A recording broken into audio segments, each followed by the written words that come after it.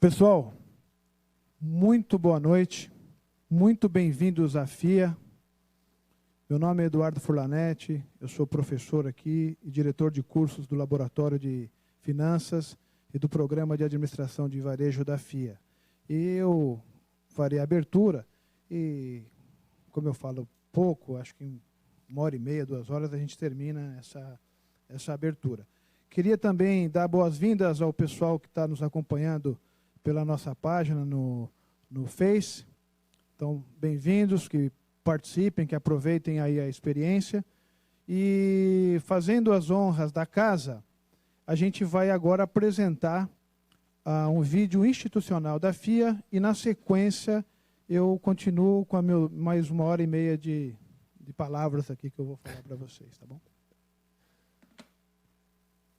Todos os dias nós acordamos diferentes do que fomos ontem. Buscamos ir além de onde podemos ver.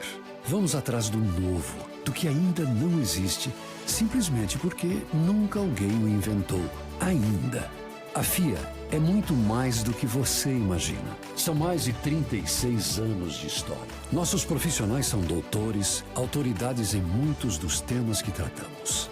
A FIA e a Faculdade FIA são reconhecidas mundialmente entre as melhores escolas de administração. E essa qualidade é refletida nas parcerias e intercâmbios que fazemos com diversas universidades ao redor do mundo.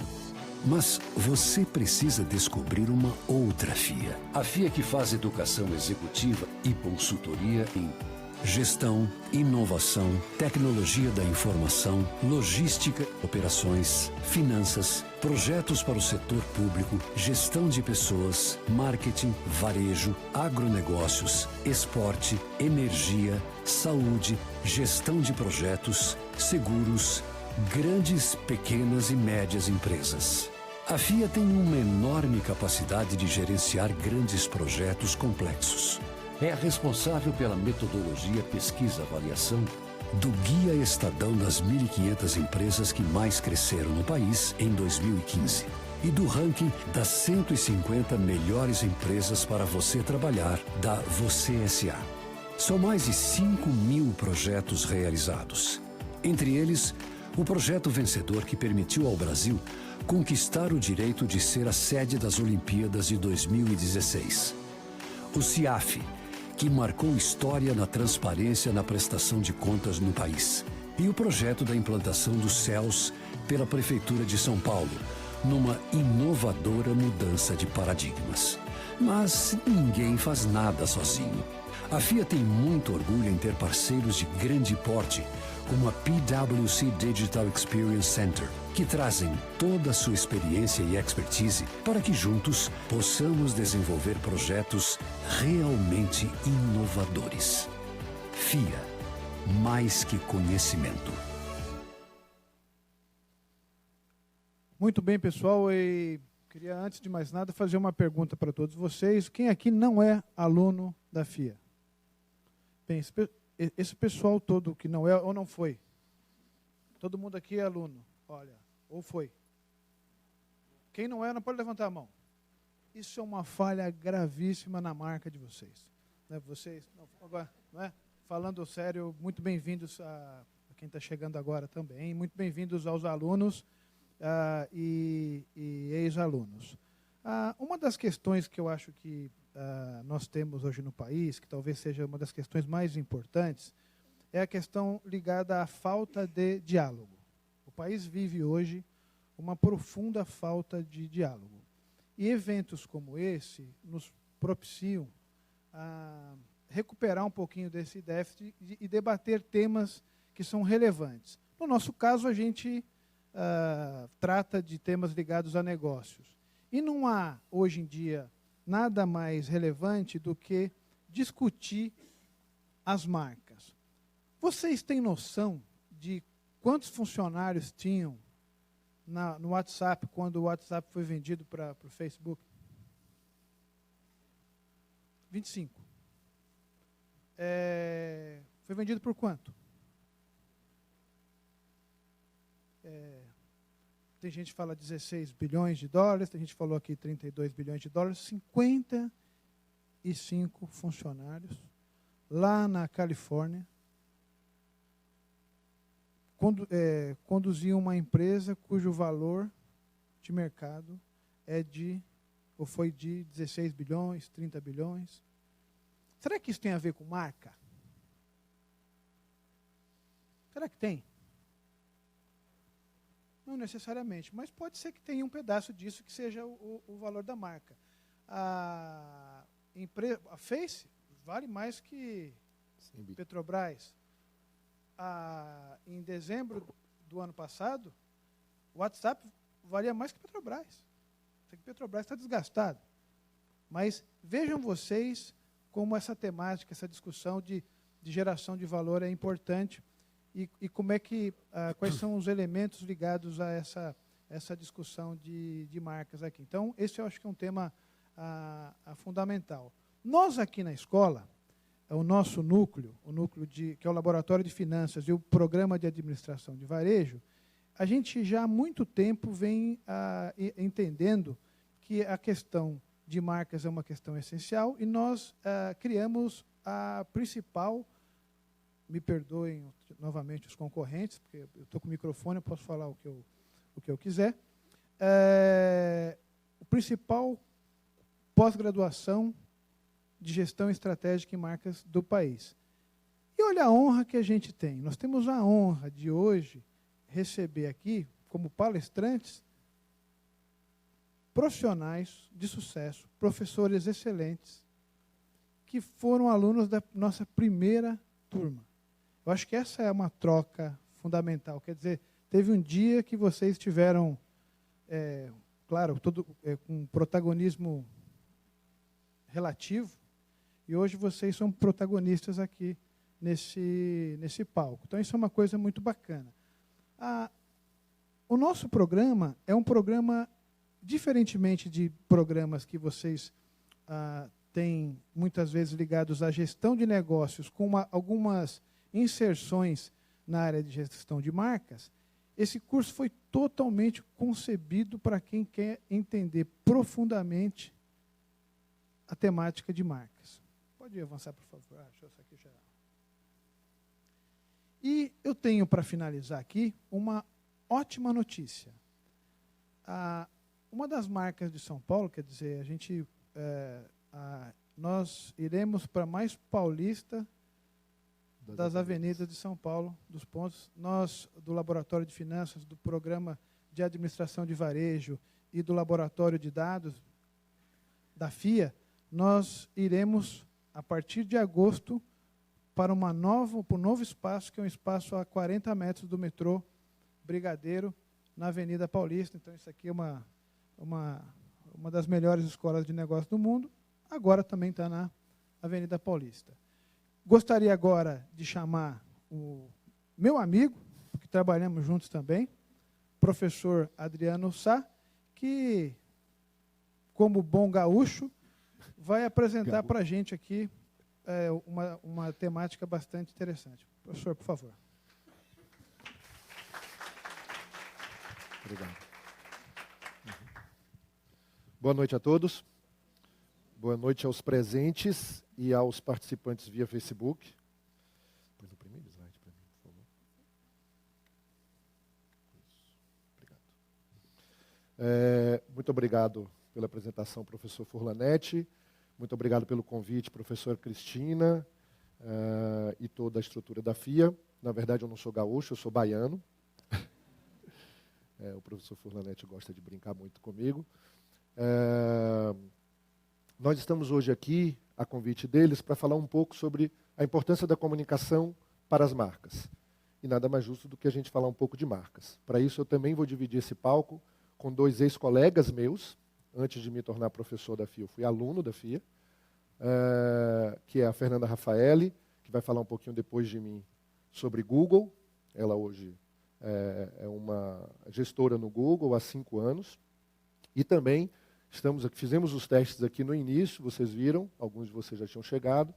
Vamos falar com o Adriano Serf, um xará meu, que foi meu colega também, que está nos Estados Unidos, é gestor global da marca Under Armour, lá na sede da Under Armour nos Estados Unidos. A gente espera que dê tudo certo com o Hangout, então vamos triangular aqui essa conversa e, claro, no final a gente vai estar aberto a algumas perguntas de vocês. Tudo bem?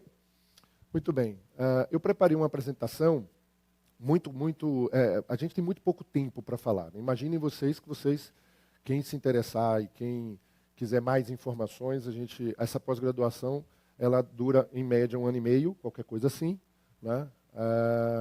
Para falar só disso, que a gente vai falar 15 minutos aqui, quer dizer, eu 15, 20, a Fernanda mais 15, mais 20, o Adriano mais 15, mais 20, ou seja, a gente vai falar muito, muito rapidamente algo que vocês podem falar durante 1 ano e meio, e de maneira muito mais profunda, de maneira muito mais técnica, e claro, com muita discussão de prática, de como aplicar isso no dia a dia de vocês. E eu começo... vocês depois podem rever essa apresentação toda. Imagina, boa noite. Toda essa apresentação nos canais aí da FIA, acho que com certeza no Facebook estará. Montei aí meu currículo, sou consultor de empresas, sou membro associado do IBVA, coautor do livro Manual de Varejo no Brasil, publicitário, certificado por Wharton, fiz pós-graduação na FIA, tenho um MBA em outras instituições e mestrado também. Muito bem. Nada pode existir na mente que não tenha passado antes pelos sentidos. Então, a gente tem que começar essa discussão sobre se foi o valor da marca ou não foi o valor da marca, que fez com que determinada marca, determinada empresa fosse comprada por alguns milhões, às vezes bilhões de dólares. Essa última semana a gente viu uma das maiores negociações de varejo físico no mundo sendo comprado por um grande varejista online. Foi a Amazon quando comprou a Whole Foods nos Estados Unidos. E isso tem um impacto muito forte, muito grande no mercado como um todo, no mercado de consumo, e com certeza tem também um impacto muito grande com relação aos ativos intangíveis, que são as marcas Amazon e a marca Whole Foods. Tudo isso passa por todos os sentidos, e eu costumo dizer que a marca está numa quarta dimensão, além das 3 dimensões que nós conhecemos. Marca existe, marca não é palpável, mas ela tem um valor enorme numa 4ª dimensão, que às vezes a gente consegue explicar, às vezes nem tanto, mas que dá para a gente com certeza aqui entender quais são esses limites ou quais são essas dimensões que a marca está envolvida. Então a primeira grande pergunta que eu gosto de fazer é o que é marca? Porque para cada um de nós, e existe um autor chamado Martin Neumeier, que tem várias obras sobre marca, uma delas se chama Brand Gap, e ele diz, para cada pessoa cria a sua própria versão das marcas. Então, para cada um de nós, a gente talvez tenha um significado de marca. Então, o que é marca propriamente dito? Né? Muita gente acha que o logotipo, né? Marca se resume ao logotipo, marca se resume à capacidade de comunicação visual, e não é só isso. É muito mais do que isso. Eu poderia dizer que, na verdade, marca é um todo.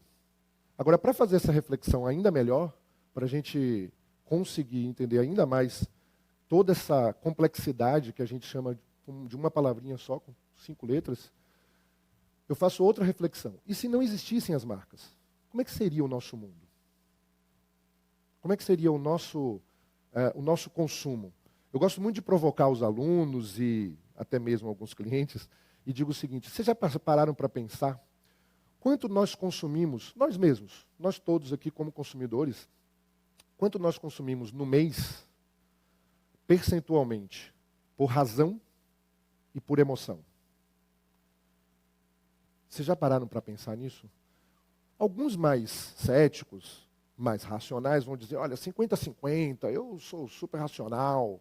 Outros vão para um lado mais emotivo, vão falar, olha, eu acho que eu consumo mais por emoção, um pouco mais por emoção, um pouco mais por razão, e eu não entro nessa briga, porque cada um vai ter ali a sua concepção do que é razão, do que é emoção, e aonde coloca isso no seu consumo. Mas eu posso afirmar uma coisa para vocês. Quanto a gente paga por esses produtos? Como estão aqui, na tela. Quanto a gente paga por essa batata frita, por esse celular? E eu não estou nem falando de custo, tá? Quanto custo é outra coisa, que até tem uma disciplina lá também que fala sobre custo, formação de preço. Mas quanto vale isso aqui? E o caso talvez, né, os casos, aqui tem vários casos de marcas muito conhecidas nossas, mas um dos casos mais gritantes aqui é o do café, o da joia. Quanto a gente paga por essa joia nessa caixinha? Assim, como está. Quanto vale ela? E por aqui, café? Tem gente que cobra 15, 16 reais. Será que todo mundo conseguiria cobrar 15, 16 reais num copo de café? Então, eu acho que quando a gente começa a fazer essa reflexão, a gente começa a entender a importância da marca no processo de consumo. A gente começa a entender a importância da marca para a empresa, para as companhias. Porque marca não é pura e simplesmente um logotipo. Marca não é pura e simplesmente um nome bonito, bem feito, bem desenhado e também bem comunicado. É tudo isso e muito mais. Se a gente parar para pensar que aqui tem uma das principais marcas do mundo, e são marcas que custam muito, e eu vou mostrar para vocês nesse tempo que a gente tem, por quê? A gente vai chegar a uma conclusão. Não é o café que eu estou comprando, não é o celular, não é a joia. Eu estou comprando outra coisa. Esse é o ponto. Isso é marca.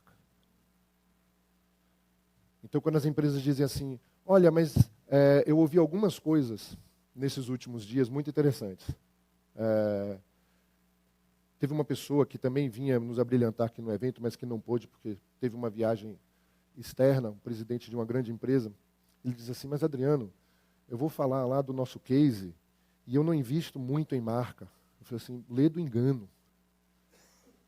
Tudo que você faz, eu não quero falar o nome porque não pedi permissão a ele para fazer essa menção, mas tudo que você faz na sua companhia e o serviço que você presta e que é tão bem avaliado, você está investindo em marca. Então a gente começa a ter algum sinal, a gente começa a ter algum entendimento sobre o que é marca. Marca me faz pagar por cada um desses produtos um determinado valor. E eu não estou atrás do valor, ou melhor, do custo, eu estou atrás da marca. O quanto isso impacta na minha vida, qual a minha relação com essa marca e com esse consumo. Tudo bem até aqui? Muito bem. Então essa é uma reflexão que eu peço a vocês todos que façam. Não quero brigar com vocês, e quem for para a FIA depois vai me encontrar, com certeza, seja nos corredores, seja na sala de aula, mas eu costumo dizer o seguinte, a gente consome 100% por emoção, tá? E a gente usa a razão para justificar a emoção. Então, quando a gente quer, a gente vai lá e fala, eu mereço, né? Eu preciso, eu tenho o quê. E quando a gente não quer, pode custar R$1, mas a gente não consome. Então, mais ou menos, respeitando aqui as opiniões individuais, eu acho que o fato de a gente sempre consumir, ou, na maioria das vezes, a gente consumir com alguma relevância, com alguma relação com a marca, faz com que a gente entenda que isso tem, sim, uma ligação direta com a emoção. E, muito rapidamente, essa evolução no processo propriamente de produção, de consumo e, por consequência, de marca. Não vou muito adiante, esse é um dos temas que eu aprofundo bastante no curso, mas de uma maneira muito geral, de uma maneira muito pragmática e objetiva, uma coisa que nos últimos anos foi descoberta, por assim dizer, né, e foi amplamente difundida, e hoje, ultimamente, muita gente, muitas empresas gostam muito de falar da experiência, da tal da experiência, né, e a gente precisa entender o que é essa experiência. A experiência é só do ato do consumo em si? Não. A experiência está no valor agregado e na agregação de valor que você faz com os produtos e, consequentemente, com as marcas. Por quê? Porque essa descoberta leva a uma coisa muito, muito importante, e eu tenho certeza que a Fernanda vai falar um pouco sobre o case do Google aqui, que é, as pessoas não estão atrás de produtos e serviços mais. As pessoas estão atrás da experiência que aqueles produtos e serviços proporcionam para as pessoas. E essa experiência a gente pode ler de várias maneiras, filosoficamente, ou não, mas a gente pode ler simplesmente, status, muita gente gosta de falar do status. Sim, o status também é uma das experiências. Mas não é só o status. Não é só a inserção social. Mas a inserção cultural, por exemplo. As pessoas, por exemplo, quando pagam R$15 num copo de café da Starbucks, elas querem fazer parte daquela comunidade Starbucks. E Nada contra o Starbucks, muito pelo contrário, adoro o Starbucks. Sou cliente inveterado do Starbucks. Tenho até a carteirinha deles lá de cliente fiel, né? Fidelidade. Mas alguns que gostam muito de café e de beber os melhores cafés do mundo sabem que se você não pedir um café especial, o café não é exatamente o melhor do mundo, ainda que tenha excelentes cafés lá. E por que a gente paga tão caro num produto que não necessariamente é o melhor do mercado? Não necessariamente, tá? É muito bom, diga-se de passagem. A gente paga por N motivos. A gente paga pelo Wi-Fi, a gente paga pelo sofá, a gente paga pelo carregador, né, pela tomada, porque hoje tanto Wi-Fi quanto tomada, que nem copo d'água, a gente não pode negar a ninguém. Né? Então a gente paga por todo esse ambiente, a gente paga por tudo isso, e que sim tem um logo. Né? Isso tudo é que a gente se propõe a estudar durante esse um ano e 6 meses. Tá? E estamos falando de um novo consumidor, né? E como é que a gente constrói marca nesse novo cenário? E eu não vou, de novo, eu não quero entrar muito no aspecto propriamente da mídia social, da internet, porque a Fernanda, mais do que eu, vai falar de um grande case, que é o Google. Então, vou deixar isso para ela. Mas eu vou explicar, basicamente, como é que funciona essa questão dos valores e aonde a marca propriamente entra como um ativo, principal ativo intangível das companhias. Então a gente diz o seguinte, branding, né, que é uma palavra que não tem tradução literal para o português, assim como marketing, então a gente chama de gestão de marcas, como marketing é gestão de mercados. Né? Ela vem da palavra brand, e uma das teorias da etimologia da palavra, ou seja, de onde vem essa palavra brand, é de burn, ou seja, de queimar. As pessoas, antigamente, queimavam as caixas, queimavam as sacas, e até recentemente ainda se queima gado, para indicar procedência, para indicar de onde vinha essa história. Né? Então, branding, que é gestão de marcas, né, vem principalmente da indicação de qualidade, da indicação de procedência, da indicação de quem que é, e aí vem aquela questão do storytelling, vem a questão, né, quem que é que está vendendo essa história, quem que fez, e tudo isso está envolvido, eu vou mostrar para vocês. Agora, para que eu preciso fazer branding? Para elevar o meu equity. O que quer dizer? Eu preciso elevar o valor da marca. E é valor financeiro. Tá? Os financeiros aqui que não me deixem mentir. Hoje, a partir de alguns critérios, é verdade, as companhias já podem indicar o valor da sua marca no seu balanço. Esses critérios a gente conversa depois. Mas, basicamente, é o principal ativo intangível das companhias. Agora, tudo bem, Adriano, e tem uma coisa importante aqui. Né? Fazer brand é garantia de sucesso? Não. Mas diminui o risco de insucesso. Tá? Então, tudo que a gente fala é muito bonito, é muito válido, mas não garante sucesso. Porém, diminui o risco de insucesso. Né? Quantas milhares de pessoas podem fazer isso sem branding e chegar lá, e não chegar lá, e para uma pessoa conseguir. E aqui a gente faz um convite que é, faça a gestão de marcas, que você diminui o risco de insucesso. Muito bem. Agora, eu faço gestão de marcas, eu vou mostrar rapidamente como. Eu elevo o meu equity, ou seja, eu elevo o valor da minha marca. E para que isso tudo? Para que eu quero uma marca mais valiosa e mais forte no mercado? Aí muita gente fala assim, para vender mais.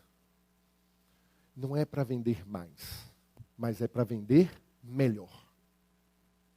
Não necessariamente em volume, às vezes sim, mas principalmente para ter a capacidade de praticar um premium price, que não é mercado premium, apesar do mercado premium ser 100% marca, mas é premium price, independente do segmento, independente exatamente do produto ou do serviço, eu consegui fazer com que os meus clientes e meus consumidores estejam aptos a pagar mais por aquilo que eu estou oferecendo. Desde que, claro, minha marca suporte essa decisão deles. Basicamente, essa é a estrutura. E como é que a gente faz isso? Muito rapidamente, a gente faz de várias maneiras. Né? Existem algumas metodologias de mercado. Eu gosto de usar a BIS, Brand Image and Strategy, que fala o seguinte: olha, eu começo sempre com um diagnóstico da empresa, da marca, e definição dos objetivos estratégicos. Eu passo pela estratégia e pelo posicionamento, onde a entrega é a plataforma da marca e a arquitetura. Eu diria que plataforma da marca não tem esse nome à toa, porque ele é realmente a principal etapa, a principal entrega. É a fundação. Todas as decisões a posteriori têm que ser tomadas com base numa plataforma. Todas. Todas. E que plataforma é essa? Então, essa plataforma, essa base, tem que ser criada, definida, escrita, aprovada, para então todas as outras todas as decisões serem tomadas a partir daí. Inclusive decisões estratégicas de negócio. Vou lançar um produto novo, vou comprar alguma outra companhia, né? Vou expandir, vou para outro país. Todas essas decisões passam, inclusive, pela plataforma da marca. Arquitetura, depois identidade da marca. Aí sim, a gente entra em linguagem, identidade verbal e visual da marca. Aqui a gente vai definir, por exemplo, né, nome, logotipo, slogan, embalagem. Todos aqueles chamados elementos de marca, que eu gosto de chamar de signos, que, portanto, vão gerar significados nas pessoas, clientes e consumidores, a gente define aqui. Com base em quê? Com base na plataforma. Essa é a plataforma que vai definir a estratégia de posicionamento das marcas. E então, vem a comunicação, por exemplo. Comunicação de marketing, comunicação integrada de mercado, comunicação integrada, tem vários nomes no mercado. Eu acho que não cabe aqui a gente discutir os autores, mas sim o seguinte: toda a parte de implantação de marca nos pontos de contato com os públicos-alvo. Olha, como consultor, eu tenho uma surpresa para contar para vocês, que é uma surpresa para mim todos os dias. Eu poderia afirmar que 80% das companhias não sabem definir o seu público-alvo. Em geral, a resposta sempre é assim: homens e mulheres de 16 a 65 anos, moradores do Brasil. Isso é mais de 80% da população. Isso não é público-alvo. Está aqui o Vitor, um ex-aluno meu, que é um empreendedor de startup e que fez um trabalho de marcas recentemente primoroso. E a gente discutiu muito isso quando ele decidiu fazer um trabalho de branding para a empresa marca dele. E ele, inclusive, introduziu um conceito extremamente valioso. Além de público-alvo, a gente foi para persona. E ele falou assim: olha, persona, o pessoal da tecnologia trouxe como um valor agregado a público-alvo muito interessante, porque público-alvo geralmente é range, né? Geralmente é faixa, e persona é a pessoa. E a gente diz muito que a gente está numa época do human to human, ou seja, de pessoas para pessoas, de negócios entre pessoas, de comunicação entre pessoas, muito embora, né, tudo isso tenha sustentação na tecnologia, nas empresas de tecnologia, nas empresas de rede social, e de novo eu vou deixar isso para a Fernanda falar, mas de qualquer maneira, a gente está falando de uma human persona, de uma pessoa humana. E quem é essa pessoa humana? É uma pessoa, ou duas no máximo, onde a gente consegue dar ali todo o comportamento e característica da pessoa. Portanto, para eles, essas pessoas, a gente vai implantar a marca nos pontos de seus contatos. Por exemplo, onde essa pessoa anda, o que ela costuma fazer, né? Quais os comportamentos de consumo dessa pessoa, e, portanto, a marca tem que ser implantada daí. E daí vem a história da comunicação integrada. Comunicação integrada, que, diga-se de passagem, é muito, muito importante. Ela é uma série de formas e meios, e formas e meios já é até uma atualização sobre ferramentas, as tais ferramentas de marketing, ferramentas de comunicação do Kotler. O professor Edson Cristelli, da Universidade de São Paulo, fez uma obra recentemente, nos últimos anos, com o professor Terence Shrimp, dos Estados Unidos, e ele chamou de formas e meios, e isso também é de uma maneira um pouco mais profunda, mas basicamente para quê? Para dizer o seguinte: a implantação da marca é isso aqui. A gente precisa colocar no meio da operação como um todo, da nossa empresa, do nosso produto, do nosso serviço, o consumidor ou o cliente, e ele ser o chamado Customer Centricity, ele ser o centro do nosso universo, ser o centro da nossa operação, e, portanto, a partir desse centro, mapearmos todos os pontos de contato que ele tem, essa pessoa, esse público-alvo. A partir desses pontos de contato, a gente trabalhar cada uma dessas formas e meios, que então este público-alvo, para que então estas pessoas acreditem na nossa marca, comprem a nossa marca, fortaleçam a nossa marca, né? Lembrem da nossa marca. Um ponto mais alto da marca para as pessoas é lealdade, sejam leais à nossa marca. E quanto mais leais à marca, maior a elasticidade de preço que a gente tem. Portanto, maior a propensão dessas pessoas que são mais leais à nossa marca a pagarem premium price, a pagarem mais por elas. Então, basicamente, eu não quero confundi-los, não quero, de novo, de maneira muito objetiva o que eu queria passar para vocês. A gente faz marca que é para vender melhor, tá? Basicamente é isso. Agora, vender melhor como? Vender melhor com premium price. Vender melhor é dizer que uma coisa que poderia custar R$1 de todos os concorrentes, uma marca mais forte, mais valiosa, pode cobrar R$1,20 e os seus consumidores, os seus clientes podem pagar. Vão querer pagar. Basicamente é isso. Como? Com branding, com gestão da marca em todas as suas etapas, como eu demonstrei muito rapidamente para vocês aqui. E, numa última etapa, na implantação dessa marca nos pontos de contato com o seu público-alvo, com o seu consumidor. Seja cliente no B2B, seja um consumidor no B2C. A gente já está atualizando esses conceitos para H2H, para H2H, ou seja, para Human to Human, mas de qualquer maneira, ainda permanece a importância da gente saber para quem a gente faz as coisas. E por que a gente faz isso. Cada vez mais as mídias sociais, e aí é só um gancho para chamar a Fernanda aqui, mas cada vez mais as mídias sociais tomam conta das nossas vidas. Salvo engano, não sei se a Fernanda vai me corrigir aqui, mas o Brasil é o segundo país em acesso a redes sociais no mundo. Não sei se ela vai trazer um dado mais recente, talvez, mas as redes sociais mandam nas nossas vidas. E como mandam? Entre outras coisas, porque ali a gente tem pessoas de confiança que para nós são muito importantes e, portanto, influenciam na nossa decisão de compra.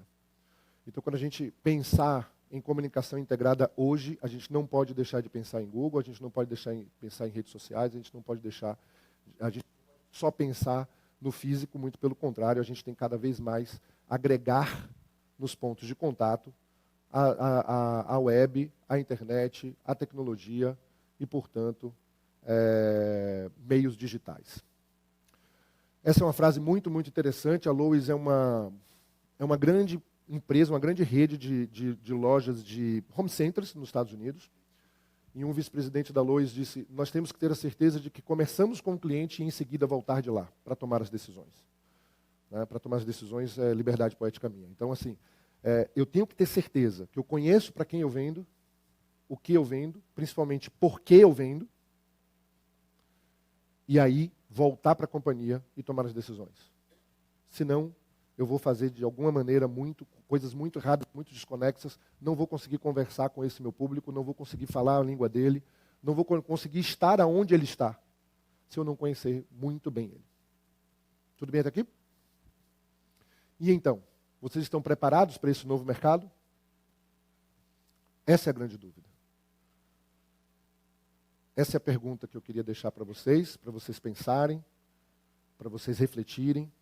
O quanto é importante a gente imaginar que, mesmo com todas as mudanças no comportamento de consumo nos últimos anos, baseados principalmente nos canais de comunicação digitais, a marca ainda é o principal ativo intangível da companhia. E eu quero deixar com vocês, para que a gente, de novo, só uma representação em vídeo, reflita cada vez mais nisso. Um vídeo que eu vi recentemente e que me impactou bastante e que fala muito dessa nova tecnologia e de como nós vamos encarar o mundo a partir de agora.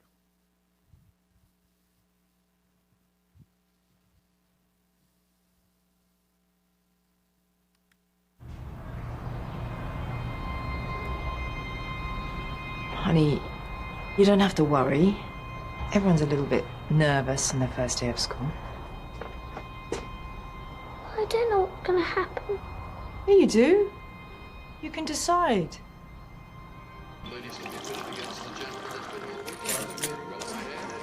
So, I can decide? Yeah. You're in control. Imagine that. Go on. Imagine it. Maybe I can make some new friends. Okay. And what are their names? Telly and Melly.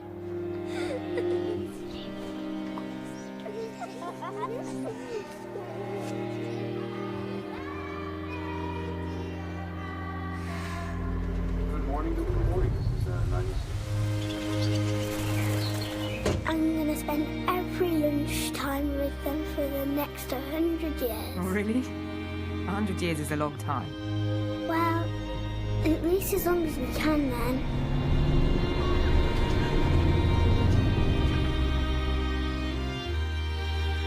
It will be hard, but we promise to call each other. And then? Then I'll study hard and focus on school. Okay. Then what happens? Day to day. Then I'll travel the world.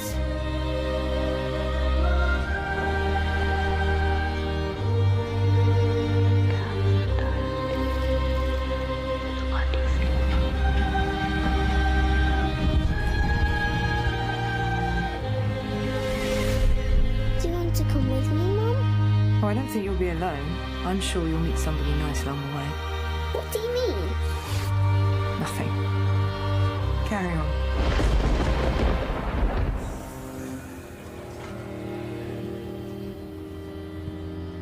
And I'll get a job. Cool. If you're happy, I'm happy. Then I'll meet someone. Okay. Hey Jean, here's Natalie. You're late. I'm sorry. And I want a house. Of course. You're on your way to work right now. Like the one we have. Yeah. And my own family. Uh-huh. And my daughter. Well, that sounds good. And then what? And I can sing.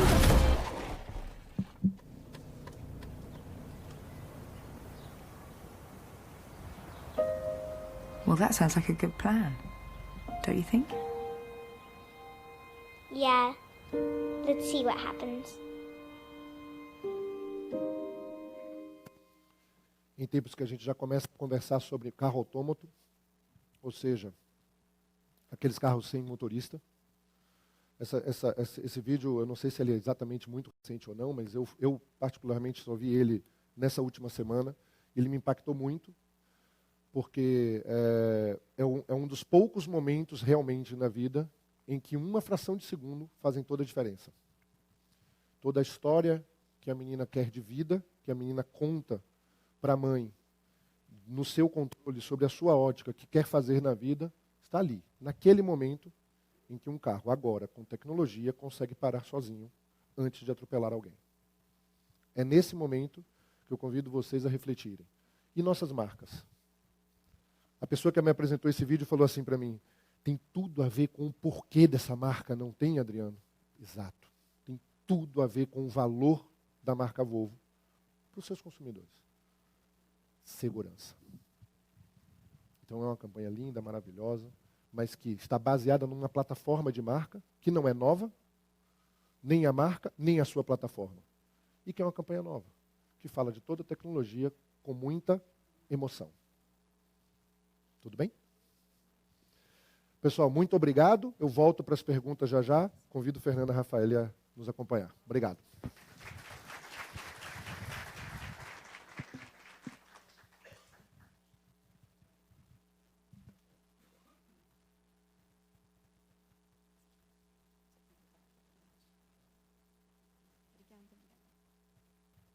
Oi, pessoal, boa noite. Meu nome é Fernanda.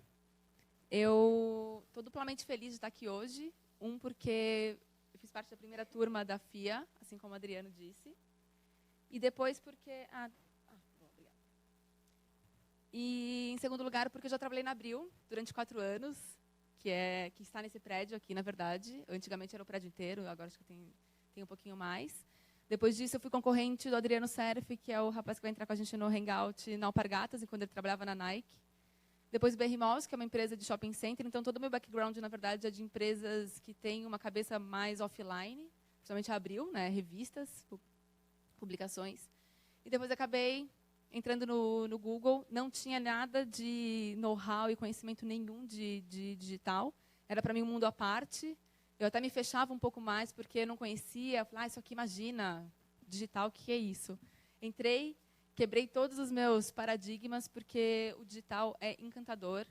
Acho que isso aqui, eu não vou conseguir transmitir tudo, todo o conhecimento em termos de digital, mas o que eu puder trazer para vocês, depois, se vocês tiverem algumas perguntas, a gente pode conversar depois. Eu sou executiva de contas, eu atendo, é como se fosse uma consultoria para grandes clientes dentro do Google, e eu ajudo eles a desenvolver melhor a marca deles dentro do digital. Então, eu não vou falar do conceito de Google como marca, mas como o Google, como empresa, ajuda as marcas a melhorar nos seus negócios dentro do digital. E aí, como o Adriano falou, a gente como marca, né, eu como vestindo a camiseta dos meus clientes, a gente tem vários pontos de contato com os nossos consumidores. E aí o digital é só uma parte dessa estratégia. Obviamente, tem outras e todas muito importantes. Mas eu vou puxar a sardinha um pouco para o meu lado e vou falar um pouquinho do digital e como o Google também ajuda as empresas a se desenvolver. E aí, por que digital é importante? Isso aqui é uma foto velha, acho que muitos de vocês já viram essa brincadeira que a gente faz, mas é um lugar extremamente turístico. Esse caso, na verdade, em 2005, era o velório, né, o funeral do Papa João Paulo II, na Basílica de São Pedro, um lugar lotado de pessoas. E essa foto é no mesmo lugar, só que alguns anos depois. E aí tem uma diferençazinha básica aí do comportamento das pessoas. Nesse caso, era a celebração do novo Papa Francisco. E aí o quanto as pessoas, né, o comportamento do consumidor mudou de lá para cá. O quanto a tecnologia desse aparelhinho aqui, tablet nem tanto, o tablet já está ficando obsoleto, porque o celular se desenvolveu tanto que isso virou uma febre para todas as pessoas. Vocês sabem mais ou menos quantas vezes a gente olha o celular durante o dia? Um chute. 150 vezes no dia a gente para olhar o celular. É muita coisa. E o celular, na verdade, é só uma estratégia de digital que a gente consegue impactar os nossos consumidores. Eu não vou falar só de mobile hoje, mas tenho em mente que mobile e vai ser muito importante no futuro.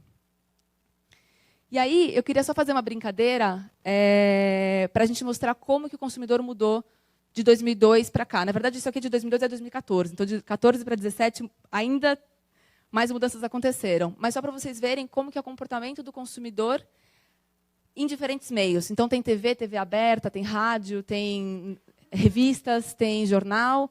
E aqui é o tempo de consumo dos usuários no Brasil ao longo desses anos. Então, o tamanho da bola é o tamanho de minutos que os consumidores passam acessando ou consumindo esses diferentes meios ao longo da semana, tá bom? Então, vai passando ano a ano. O digital, que é a bolinha roxa, tendo uma participação expressiva aí na população. E aqui eu estou falando do total da população brasileira. Tá? Obviamente, se a gente for quebrar por targets, 18, 24, 25, 34, tem maior ou menor penetração. Isso aqui é o geral. E aí, outro slide. Isso aqui é só, né, de como era 2012 e o retrato de 2014. Então, 2002. Então, na verdade, a gente fala que o consumidor ele é o mesmo. É a mesma pessoa. É a mesma Fernanda de 2012 e a Fernanda de 2014. Mas, na verdade, a forma e o como ela consome esses conteúdos é que mudou. Isso tudo, tecnologia, internet, ajudou bastante. O próximo slide é um retrato do investimento em mídia que essas marcas têm. Então, todas as marcas no Brasil, o tamanho da bola também é a porcentagem de investimento. Então, pensa que isso aqui, né, 100% do meu bolo de mix de mídia. Cada marca, cada veículo tem uma porcentagem do mix. Então, o total da bola é o investimento nesses meios e o tamanho e a distância de uma bola para outra é a participação que elas têm no mix total de mídia. Tá? É a penetração que elas têm no total do investimento das marcas. Isso foi acontecendo. TV aberta. Não mudou fazer nada, né? TV aberta, de lá para cá, teve ainda mais concentração de investimento e os outros meios se distanciaram porque a TV aberta ainda é muito forte no Brasil. E é forte, é importante, mas é uma comunicação de massa. Não necessariamente é o que você precisa para a sua marca ou para o seu consumidor. E aí juntando os dois gráficos ao mesmo tempo, é como está o comportamento do consumidor e como é o comportamento de investimento das marcas. Isso vai muito em linha com o que o Adri falou, que não está de acordo com o consumidor. O consumidor está tendo um comportamento e as marcas não estão acompanhando isso. Onde está o consumer centricity, o consumer center? Tipo, como que a gente vai equiparar toda essa mudança do consumidor no seu plano de mídia? As marcas estão atrasadas. E aí tem N motivos pelos quais as marcas deixam de fazer esse shift tão rápido. Porque o board ele é mais tradicional, porque as pessoas desconhecem digital. Digital é uma caixa sem fim, porque tem muita coisa para fazer, tem muita métrica, tem muita mensuração. Então, às vezes, as marcas vão no mais fácil, porque já faço isso há tanto tempo, por que eu vou mudar? E esquecem de olhar para onde o consumidor está indo. Vou passar por aqui. Esse aqui é a escala. Aqui é a cada 20% de investimento dentro do mix, e aqui é 30 minutos de consumo de mídia. E aí um pouco de dados gerais da internet, né? Hoje, brasileiros conectados com acesso à internet, seja por mobile ou por desktop, são mais de 120 milhões de brasileiros. Isso representa 58% da população. E aí, quando a gente entra em população economicamente ativa, isso já muda para 75%. E aí, olhando um pouco, né, o Brasil e a distribuição de renda, acesso à internet, a gente vê algumas regiões onde as pessoas não têm computador, e o primeiro acesso à internet que elas têm é pelo celular. Porque eu não vou pagar banda larga não vou comprar internet na minha casa, mas eu tenho meu celular que já vem com um pacote de dados. Então, o primeiro acesso dessa pessoa. Então, por isso que a gente não pode esquecer do mobile, porque muitas pessoas não têm nem desktop. Então, a gente conhece, tem muitos varejistas lá dentro que falam assim, mas mobile não vai bem. Mas você está, de repente, se você não fizer nenhuma campanha focada em mobile, você está deixando de falar com umas pessoas, com uma parte da população brasileira que pode ser importante para você. E aí, qual que é a magia do digital? Diferente de outros tipos de veículos que a gente fala com a massa, TV, até rádio, você fala, na verdade, a marca falando para o usuário, e não tem uma troca. E hoje o que as pessoas querem é ser ouvidas, engajar com a marca, sentir que a mensagem que as marcas passam são feitas para as pessoas. O digital, você consegue saber onde a pessoa está, o que ela faz, o que ela gosta de comer, onde ela gosta de ir. E as pessoas, diferente das mídias offline, é que o digital, muitas das vezes, você só paga quando a pessoa interage com o teu anúncio. Quando ele clica num anúncio, quando ele assiste o seu vídeo, quando ele compartilha ou encaminha um post, por exemplo. Então, a pessoa escolheu engajar com o teu conteúdo, ela gostou da sua mensagem, o usuário faz sentido para a tua marca, então eu vou engajar com ela. Então, eu sou um prospect, né? Um potencial consumidor. Diferente de uma TV, que quando você faz um anúncio, teoricamente, é a hora do intervalo, é a hora que as pessoas saem para ir no banheiro, para ir para a cozinha pegar uma água ou pegar um negócio para comer. É onde a marca passa um comercial, por exemplo, e deixa de falar com a pessoa. Tem uma dispersão muito grande de pessoas que assistem um comercial, não só porque não estão vendo ou porque não são realmente o target específico para essa campanha. E dentro do digital, como eu falei, a gente consegue também trabalhar como o offline trabalha, então a gente consegue ter um perfil demográfico, homem 25+, que está no sul, por exemplo. Mas a gente consegue também saber muito mais. A gente consegue entender que o eu declarado, né, o eu que passa para a sociedade, o que ele quer passar, então é uma pessoa, um homem, por exemplo, de 27 anos, que fala nas redes sociais, que gosta de carros, que escuta músicas alternativas, porque ele declara isso é o que eu quero que a sociedade veja, saiba sobre a minha pessoa. Mas a gente também consegue saber pelo nível e pela forma que as pessoas navegam, os tipos de conteúdo que elas assistem, os conteúdos que elas leem, os vídeos que elas assistem, que, na verdade, ela é um outro tipo de pessoa, que não é o que ela passa para a sociedade, mas é o que ela realmente é. Então, de repente, a pessoa ela gosta de ler reviews sobre máquina de lavar, sobre páginas de dicas de beleza masculina, sobre receitas, vídeos de receita na internet. E, às vezes, ela não quer passar isso para a sociedade, mas ela tem essa intenção, ela consome esses tipos de produto. E se a gente for segmentar só por demográfico, homem 25+, São Paulo, eu vou deixar de falar com uma pessoa que poderia ser o meu potencial consumidor, mas que eu não sei. E o digital, conforme a pessoa vai navegando, conforme ela vai acessando, vai vendo, vai compartilhando, a gente consegue pegar esse rastro dessa pessoa, segmentar em clusters dentro da minha estratégia e comunicar com um anúncio exclusivo. Tem um capítulo à parte, que é o que a gente tem falado hoje em dia, que é Machine Learning. Eu não trouxe nada sobre isso, apesar de todo mundo falar, porque eu ia ficar 3 horas aqui falando com vocês. Mas o que a gente está trabalhando hoje, que são as personas, dentro do Google a gente fala de audiências. E aí tem que estar muito conectado com o CRM de vocês para eu conseguir clusterizar o máximo possível a minha audiência para entregar o anúncio certo, para a pessoa certa, com a mensagem certa, no momento certo. Então, eu vou mostrar um exemplo lá para frente, que tem muito a ver com o meu perfil de navegação e os tipos de anúncios que foram aparecendo para mim enquanto eu navegava. Mas isso é muito legal. Então, a diferença do digital é que eu consigo realmente entender quem são as pessoas. Eu tenho clientes, por exemplo, que têm réguas na base de CRM deles, que sabem que se o usuário é um usuário frequente, que compra mais de 4 vezes na semana, se é um usuário que compra só na hora do almoço, compra só um determinado tipo de produto, ou compra com ticket médio acima de tanto. Cada tipo dessas microsegmentações, a gente consegue impactar essas pessoas com anúncios exclusivos. Então, por exemplo, eu sou uma compradora de roupa só na promoção. Sempre que tem alguma coisa na promoção, eu entro e converto, faço alguma compra online. Então, a marca vai entender que a Fernanda só compra quando tem promoção. Então, ela vai começar a disparar anúncios para ela, só falando sobre descontos, compre 2, leve 3, enfim. É esse entendimento que a gente tem que ter, porque a gente está sendo muito mais relevante na nossa comunicação. Fazendo o usuário engajar muito mais, e aí converter cada vez mais, tornar o público fiel. Certo? Estou indo muito rápido? Então, tá bom. E aí eu entro... Pode. Quer falar no final?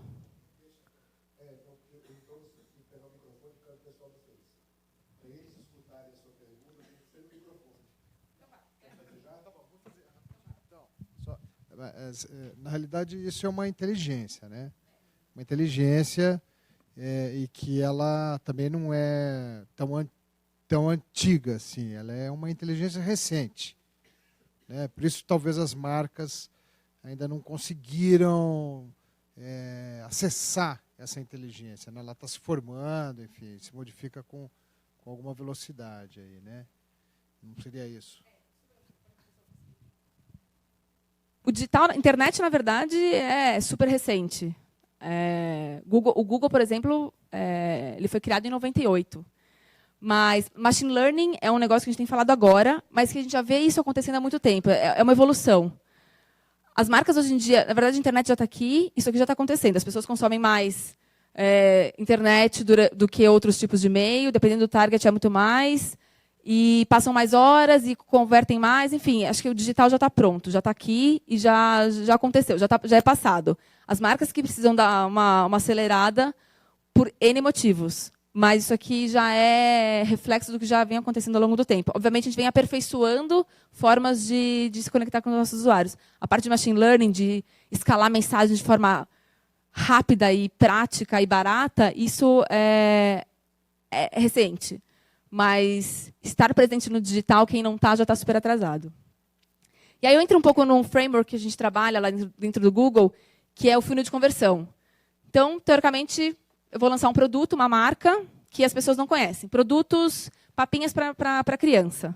Ninguém conhece a minha marca, eu quero mostrar para todo o meu target potencial que eu estou lançando esse tipo de produto.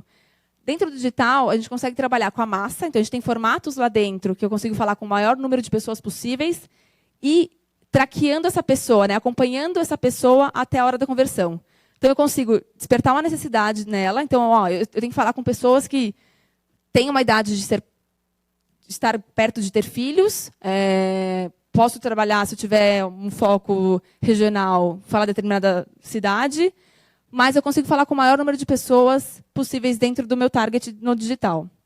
Uma vez que eu trabalhei isso, eu vou reconectando essa pessoa ao longo do meu funil até o momento dela comprar e depois recomprar, ter uma experiência boa na minha marca e virar uma cliente leal. Eu trouxe alguns exemplos super rápidos sobre como é esse funil de conversão e alguns exemplos de clientes que já fazem isso lá dentro do Google. Então, dentro de awareness, é quando eu quero trabalhar com toda a minha audiência possível, o máximo de pessoas possíveis, de uma forma mais barata. Então, aqui são alguns vídeos que estão... Uns que já são mais antigos, mas que fizeram muito sucesso, e outros que estão hoje em dia no ar, que tiveram grandes destaques no Google. Eu não sei se vocês viram já esse vídeo da Volvo, de caminhões do espacate do Van Damme. Depois vocês procuram no YouTube, é interessantíssimo. Já tem alguns anos, ele tem mais de 86 milhões de views só desse vídeo. E nesse momento, por exemplo, eu fui impactada por esse vídeo e eu não sou, de longe, uma consumidora potencial de Volvo. Mas nesse momento eles queriam falar para todo mundo, eles quiseram chocar a sociedade com um filme, na verdade, mostrando 2 caminhões e mostrando o quanto o caminhão é estável e você consegue controlar um caminhão de uma forma muito estável, enquanto o Van Damme estava fazendo um espacate em cima de 2 retrovisores dos caminhões. Fora isso, teve uma brincadeira bem legal com o Joel Santana, de Head & Shoulders, que fez um buzz muito legal, acho que na época da Copa. Campanhas da Nike, que são sempre esperadas em eventos esportivos. E essa, atualmente, de Team Black. Então, no momento de awareness, eu tenho que pegar um target que eu quero trabalhar, ou o target expandido. Então, não necessariamente o meu target homem que vai comprar determinado tipo de carro, ou caminhão, no caso da Volvo, mas o maior número de pessoas que eu gostaria de falar. Depois disso, a gente entra na parte de consideração. E aí é o exemplo que eu tirei de uma navegação minha. Eu estava olhando festa junina em São Paulo, e dentro do site Catraca Livre, eu fui impactada por vários tipos de anúncio. E vários deles eu já tive, em algum momento, um ponto de contato com eles. Então, é o momento que, depois de conhecer, de ter o awareness da marca, saber que ela existe, eu começo a entrar para entender um pouco mais sobre o que essa marca me traz de benefício, qual que é a diferença de um iPhone e um Samsung, por exemplo. Então, eu começo a procurar em sites de internet, não só na busca do Google, para ver referências de produto, para pegar receita, para pegar música, enfim. Pelo meu nível de navegação, eles sabem que eu sou potencial consumidora de algum tipo de cluster. Então, por exemplo, eu entrei num site para procurar blazer. E aí a Amaro, que é uma loja de varejo, ela era 100% e-commerce, e agora eles abriram algumas flagships para você provar a roupa, acho que alguma coisa assim. E aí eu fui impactada novamente com o anúncio deles, porque eu, em algum momento, dei sinais para eles de que eu era uma potencial consumidora, porque eu já procurei sobre isso. Spotify me mostrou anúncio, porque eu tinha acabado de cancelar a minha assinatura com eles. A Volvo, por exemplo, porque eu estava lendo reviews sobre carros SUVs. Qual que é a diferença, qual que é melhor, vídeos sobre como que funciona, como que ele é dentro, e a Smart Fit, porque eu estava procurando uma academia perto da minha casa. Então, eu, em algum momento, e sem saber, porque isso, na verdade, sempre quando a gente entra em algum site, sempre que a gente faz alguma coisa na internet, a gente deixa rastros. Eles não sabem, obviamente, que eu sou a Maria Fernanda e moro em tal lugar, mas eles sabem que eu sou mulher, tenho um range de idade entre 25 e 34, e deixei alguns sinais de que eu poderia ou não gostar de certas coisas.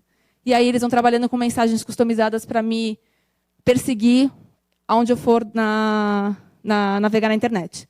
Alguém já teve essa experiência? Entrou num site de viagem ou de varejo, e por onde você foi perseguido pelos anúncios. Isso não é uma mensagem de Deus falando para você comprar, na verdade é remarketing. Então, quando você entrou em algum site, eles captaram o teu cookie, e aí, por conta disso, eles foram te reimpactando até que você convertesse no final.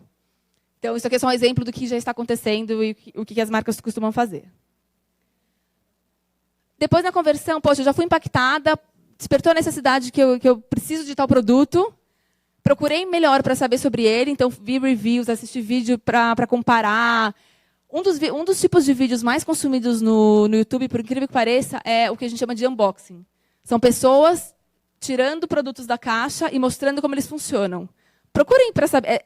É engraçadíssimo, assim, eles tiram um produto da caixa, eles mostram como que funciona a caixa, o quão dura ela é, ele mostra o produto, ele tira todos os catálogos e fios que vêm dentro da caixa, enfim, é bem interessante. Outro dia eu estava até procurando uma bolsa para comprar, E até decidi comprar, eu falei, será que tem unboxing de bolsa? Será que a bolsa que eu queria tem algum review de alguém falando sobre ela? E, por incrível que pareça, tinha, e vários tipos de vídeos. Então, as mulheres mostrando a bolsa quando sai da caixa, o formato dela, o que cabe de coisas dentro da bolsa. E isso ajuda a pessoa na hora que ela está no momento de consideração. Poxa, por que eu posso comprar essa bolsa sendo que a outra é melhor? Então, esses tipos de insights e de conteúdo que tem no Google ajuda bastante. Não só no Google, em redes sociais, em sites, fóruns de reviews e no YouTube também. Então, depois que eu passei por todo o funil de compra, eu decidi comprar. Aqui eu procurei por laptop, e aí a busca do Google me dá algumas informações. Tudo que aparece com um botãozinho verde aqui em cima são os anúncios, os links patrocinados. Tudo que aparece a partir do terceiro, que não é toda a categoria que tem anúncio toda hora, vai depender muito da palavra que você busca, enfim, aí já é também outra conversa.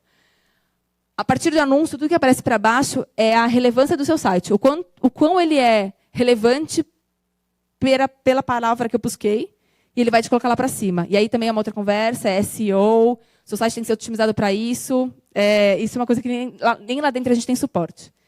E tudo que aparece com imagem chama Google Shopping. Para varejista, que tem feed de produto, isso aqui é muito, muito eficaz. E quando você combina esse tipo de anúncio junto com esse, a sua chance de converter é maior ainda. Então, isso aqui é quando você já está trabalhando mais, a pessoa já está disposta a comprar o teu produto. Então, eu vou procurar por Samsung Galaxy 8, iPhone 7, são tipos de palavras mais específicas que a gente coloca e ativa na nossa campanha para converter mais. Isso é para levar... A gente trabalha bastante com varejistas que têm e-commerce, então que tem operação de venda online. A gente também tem outros tipos de soluções, depois eu vou voltar nesse case, que leva a pessoa até a loja. Então, hoje a gente fala muito para varejista lá dentro que eu não quero só te trazer a venda do e-commerce, eu quero levar mais pessoas para a sua loja e conseguir mensurar isso lá na frente. Então, a gente tem extensões que você coloca no seu anúncio de telefone, de mapa com endereço, para você clicar no link e acessar o Google Maps para te levar para a loja. Você consegue saber, primeiro, qual que é a loja mais próxima de você, qual que é o horário de funcionamento, o horário de pico que ela tem e qual que é a avaliação que ela tem dentro do Google. E, para alguns clientes, dependendo do tamanho de loja, e é uma coisa muito mais específica para poucos clientes, a gente consegue aferir que tantas pessoas que clicaram no meu anúncio visitaram até uma loja. Então, a gente consegue ver, via triangulação de sinais de GPS e Wi-Fi, que a Fernanda que clicou num anúncio visitou a minha loja. Então, nas campanhas, a gente consegue dar reports de quantas pessoas a gente conseguiu levar para a loja numa campanha online. Então, a gente está indo muito mais além do que só o digital. A gente está conseguindo trazer as pessoas para lojas físicas para quem tem. E um case super rápido, eu sei que já estourei meu tempo, o quanto a gente consegue usar essa inteligência para ativar nossas campanhas. Essa é uma rede de hotel americana, Red Roof, que em 2008, se eu não me engano, 2000 e pouco, eu não lembro a data, teve uma nevasca absurda em Nova York. E o aeroporto de JFK ele fechou completamente para qualquer tipo de chegada ou saída. Ninguém que estava no aeroporto naquele momento iria voar. E aí eles conseguiram, de uma forma super rápida, ativar todas as pessoas que buscassem por hotel perto porque elas não iam poder voar, elas também não iam voltar para os hotéis, então elas tinham que dormir lá até esperar a nevasca acabar para poder voar no dia seguinte. Com certeza elas iam buscar por algum hotel lá perto. Então eles fizeram campanhas que toda vez que a pessoa buscasse por hotel perto de mim, voo cancelado, ou pessoas que estão checando o voo se estava cancelado ou não, então elas selecionaram algumas palavras para ativar anúncio. E eles conseguiram triplicar a reserva de hotéis deles naquela noite. Então, são formas rápidas e baratas de ser estratégico no momento que o usuário mais precisa de você. Um outro exemplo que a L'Oréal faz é, sempre que, quando a pessoa procurar por clima, vai fazer chuva, clima em determinada cidade, ou se vai chover em determinada cidade, ativar um anúncio que, se for fazer sol, uma mensagem falando assim, olha, não esqueça de passar protetor solar. E se fizer chuva ou tiver um tempo nublado, mesmo com chuva, não esqueça de passar protetor solar. Então, são mensagens extremamente relevantes para o momento que a pessoa estiver procurando por esse determinado assunto. E aí, para pensando no funil, para acabar, uma vez que a pessoa ela teve a experiência e o contato com a sua marca, ela comprou, e ela continuou comprando, indicou para as pessoas, ela se tornou uma pessoa leal. E aí, como a gente consegue ativar essa pessoa ao longo disso? Então, aí campanhas com o aplicativo, que aí a recompra de pessoas que, quando a pessoa baixa o seu aplicativo, ela tem mais chances de converter do que uma pessoa que não tem. E você consegue reimpactar ela com mensagens dentro do Gmail, por exemplo. Eu não sei se alguém já viu isso dentro do Gmail, na aba de promoções. Você tem aqui em cima alguns anúncios customizados. E é tudo com base no tipo de navegação que você tem dentro do seu e-mail. Obviamente, o Google não fica lendo todos os e-mails que vocês têm. É uma máquina fazendo isso. Mas ela vê se você tem alguma campanha. Se eu tenho, por exemplo, um anúncio, um e-mail meu de chegada de algum produto. Por exemplo, sei lá, um exemplo. Da Fit entregou um tênis. Ele consegue entender que a da Fit é uma marca e um tênis é um produto que eu comprei. Então, ele conseguiria pegar esse meu tipo de comportamento e de e-mails recebidos e ativar anúncios parecidos com base no que eu tenho de informação dentro do meu e-mail. E aí, o remarketing que eu já falei. Então, dentro do remarketing, a gente consegue ativar pessoas com mensagens específicas e pegar audiências similares a essas. Então, dentro do remarketing, são pessoas que já entraram no meu site, já tiveram algum ponto de contato com a minha marca. Seja no meu canal do YouTube vendo um vídeo, ou seja, entrando na minha página e acessando determinado produto. Eu consigo pegar pessoas que têm o mesmo nível de comportamento dentro da internet, que navegam pelos mesmos sites, que consomem os mesmos conteúdos, mas que nunca tiveram contato com a minha marca. Então, isso aqui eu estou ampliando o meu mercado para pessoas que nunca viram, não sabem que eu existo, mas têm o mesmo nível de comportamento de consumo e de navegação que um consumidor meu. Então, sua chance de converter também é muito maior. E aí, por último, uma coisa que a gente brinca muito lá no Google é que a busca do Google, quando você faz uma busca, ele é o teu confidente. Você pode procurar qualquer coisa no Google. A gente fez uma apresentação no final do ano sobre Ano Novo. O quanto o Ano Novo é uma mudança de vida para as pessoas. O quanto as pessoas usam essa virada do ano para fazer novas promessas, novos... vou voltar a estudar, vou voltar a trabalhar. E aí a gente fez uma pesquisa, uma análise lá dentro, só para saber qual que eram os tipos de buscas mais feitos no Google no final do ano, no Brasil. Um deles, eu vou falar os mais chocantes, era como dar o primeiro beijo, e o segundo, como matar meu chefe. Então, a busca do Google, ela te dá insights que nenhum outro lugar dá. Porque eu posso não saber o que é comunicação integrada, mas eu vou lá no Google para saber quanto é que está. O que ele tem mais para me falar. Eu posso não saber quanto vale uma empresa, mas eu vou lá no Google para falar quanto ela vale. O Adriano estava falando sobre o valor de marca do WhatsApp. Eu falei, deixa eu só checar qual que é o do Google. Primeiro resultado, 229 bilhões, passou a Apple. E ele te dá essa informação. Então, não só coisas relevantes, mas como dar o primeiro beijo também as pessoas acabam buscando. E ninguém nunca vai confessar na vida que eu procurei para saber sobre isso. Então, isso aqui, na verdade, é um vídeo que o Google faz todo final de ano, que mostra em imagens os termos mais buscados no mundo inteiro dentro de um ano. Eu vou passar rapidinho e depois a gente já muda para o Adri. No one understood what's going on. People were running everywhere. The uncertainty of Brexit. We don't know what's going to happen. We are a more divided nation than we've ever been. And that officer that was next to us, he ran toward the shots. People start screaming. Everybody gets on the floor. It's completely tragedy and misery in Syria.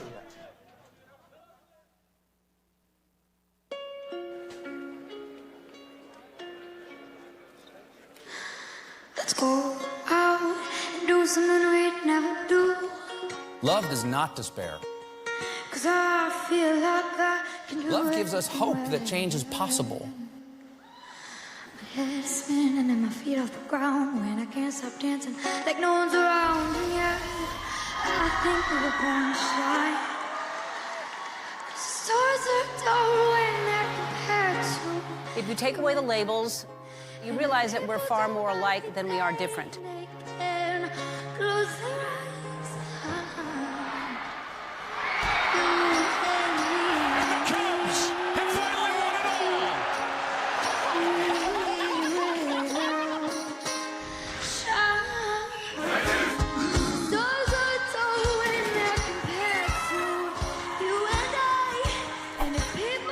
Obama.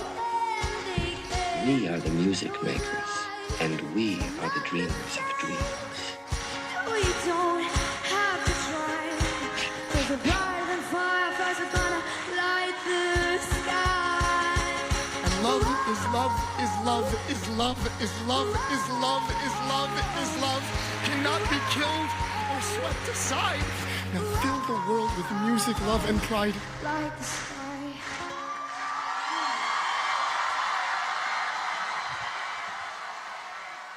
E as marcas às vezes emocionam também. Toda vez que eu vejo esse vídeo, eu fico, ai meu Deus. Assim como a Volvo, acho que as marcas têm que buscar o bem e levar o bem para as pessoas. Acho que isso faz com que as pessoas amem as marcas cada vez mais. Obrigada, gente. Acho que no final depois a gente faz as perguntas, tá bom?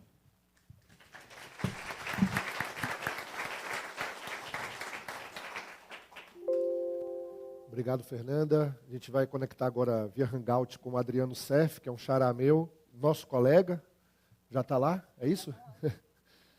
Eu acho que ele só te vê, tá? É isso. Oi, Adri. Tá me ouvindo? Olá, estou te ouvindo. Então deixa eu fazer uma... Opa, obrigado. Fazer uma introdução sua aqui. Na verdade, ele até mandou uma... Eu vou deixar ele falando. Ele mandou uma introduçãozinha aqui. O Adriano é formado em administração com ênfase em marketing. Atualmente é Senior Manager of Global Brand Management no headquarter da Under Armour. Particularmente, eu acho uma das marcas mais disruptivas e que estão quebrando alguns paradigmas no mercado esportivo no mundo inteiro, em Baltimore, nos Estados Unidos.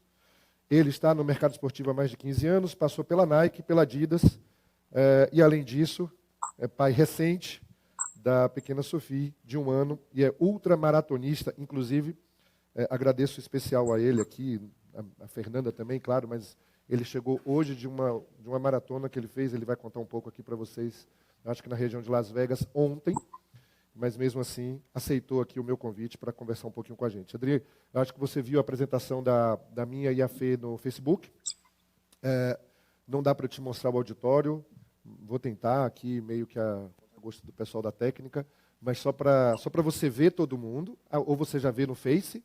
Não dá, não posso. Ele está falando aqui, se eu mexer no computador aqui, ele me mata. Mas no Face ele consegue ver a turma, consegue ver a galera, tá bom. Tá todo mundo muito ansioso para te ver aqui, para falar com você. Na verdade, eles já estão vendo você no telão, e a gente quer que você conte um pouco da marca Under Armour, de como a marca se posiciona no mercado, de como usa aí os meios e formas de comunicação.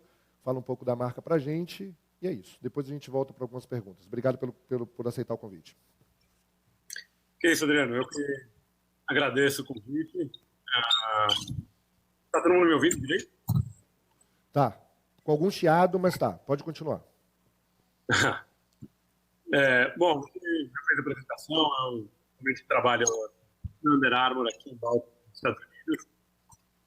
Trabalho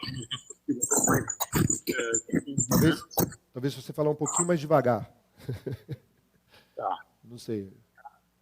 Eu trabalho no mercado esportivo um pouco mais. Já passei pelas 2 grandes marcas. E antes de trabalhar, eu lá tenho paixão forte, especialmente. E toda vez que você volta a falar, o áudio tá bom, no meio da frase ele some. A gente vai tentando te escutar aqui. Tá. Eu posso tentar pegar um fone para ver melhor. Talvez. Você consegue? Rápido? Consigo. Legal. Eu aproveito então para dar só um recado para eles aqui. Eu achei muito bacana quando a Fê colocou o funil aqui do Google, certo? Me corrija se eu estiver errado. E eu não sei se vocês perceberam que no final a gente tinha aqui lealdade. E o funil para branding, para marca, do ponto de vista conceitual, teórico, da aplicação das estratégias de gestão de marca na empresa, é rigorosamente o contrário. Vocês percebem que eles falam a mesma coisa, né? A gente tem e essa é uma metodologia usada pela Millward Brown, uma grande consultoria de marcas no mundo inteiro, inclusive gerenciada no Brasil aqui. Um country manager é um professor da FIA, um amigo meu, Eduardo Tomia, e eles usam uma metodologia chamada Brand Dynamics. E eles usam uma pirâmide onde o ponto máximo, a primeira é a presença, e o ponto máximo da marca é lealdade. Então, da mesma maneira como o Google trabalha a comunicação online para do maior número de pessoas até a lealdade dessas pessoas, portanto, a um momento de conversão, um momento de consumo propriamente dito, a marca ela trabalha exatamente a presença das pessoas, ou seja, a presença da marca para as pessoas. Basicamente, a pergunta é, se eu te falasse de algum segmento, sabão em pó, e as pessoas respondessem Omo, portanto, cada vez que as pessoas responderem Omo, ou respondessem Omo, a barra de presença é maior, portanto, a marca Omo é maior no público e assim por diante. E as pessoas elas vão galgando esses estágios até a lealdade. A lealdade é o ponto máximo que a marca, como que a gente diz assim, é o baú de ouro que toda marca gostaria de ter, que é quando as pessoas são leais às marcas, independente exatamente do que essas marcas lancem ou de quanto elas cobram. Basicamente, é como eu costumo sempre exemplificar alguns consumidores de Apple, que dizem sempre assim, agora, no período de junho, julho, em setembro a Apple vai lançar o celular novo, talvez seja o 8, o iPhone 8. E muita gente, eu ouço muita gente falar para mim assim, e eu vou comprar. Aí você pergunta para essas pessoas assim, e o que o 8 tem mais do que o 7? Não sei, mas eu vou comprar. Né? As pessoas são muito mais leais à marca propriamente dito do que ao produto em si. Né? Vamos tentar reconectar aqui com o Adriano. Fala agora, Adriano, você já está na tela com a gente de novo. Ótimo, estão me ouvindo melhor? Muito melhor. Acho que agora vai. Vamos lá. Ótimo. Então vou tentar falar de maneira bem resumida. Depois, se tiver tempo, eu conto mais da prova que eu corri nesse final de semana. E de novo, obrigado pelo convite. Como eu não estou vendo direito toda a plateia aí, mas eu ia começar perguntando quem conhece a Under Armour. Quem uma conhece grande a Under Armour? expectativa. Olha, eu posso dizer 80% da plateia conhece a Under Armour. Que ótimo. Eu ia falar com uma grande expectativa de que a maior parte conheça esse. Tenho certeza que mesmo para aqueles que conhecem, ainda não conhecem tanto da história da marca. Então eu vou contar de maneira resumida como é que a Under Armour se tornou o que ela é hoje. A Under Armour, assim como o Google, é uma marca que foi criada super recente. Foi em 1996 que a marca foi fundada. O fundador é também nosso atual CEO. Ele era um aluno da Universidade de Maryland e ele era um jogador de futebol americano e, na época, em 1996, eles jogavam futebol americano com aquelas armaduras que todo mundo vê eles jogando e embaixo daquelas armaduras eles utilizavam camiseta de algodão. Ele era um cara que particularmente transpirava muito e sempre se incomodou muito com aquelas camisas de algodão extremamente molhadas, úmidas, enquanto eles treinavam e jogavam. Ele desafiou o que tinha de marca esportiva naquela época e acabou que ele decidiu que ele ia desenvolver o próprio produto e depois de 36 protótipos, no 37º protótipo que ele criou, ele chegou na peça ideal, que era o que a gente hoje conhece como camisa de compressão, e ele começou a entregar esse produto para atletas dos mais variados esportes aqui nos Estados Unidos. E no fim de 1996, ele fez a primeira venda para um time de fato, e começou o primeiro faturamento da Under Armour em 1996, foi de $17 mil. Em 1998, foi quando ele realmente criou a sede da Under Armour aqui em Baltimore. E até então ainda era pouquíssimo conhecida, muito conhecida no meio universitário e basicamente dentro do universo de futebol americano. Um pouco depois disso, um filme que a gente fez uma parceria colocou a marca para o mundo ver, especialmente nos Estados Unidos da época. O filme é aquele Um Domingo Qualquer, com o Al Pacino e o Jamie Foxx. Todo mundo lembra do discurso motivacional que o Al Pacino usa no vestiário, muito utilizado em tudo que é palestra de motivação. E todos os jogadores estão com material da Under Armour naquele filme. E isso colocou a Under Armour de maneira para todos verem, e não somente dentro do universo colegial de futebol americano. Pouco depois, em 2001, a marca começou a vender nas grandes redes esportivas aqui dos Estados Unidos, então a Pix, que já não existe mais, a Sports Authority, entre outras.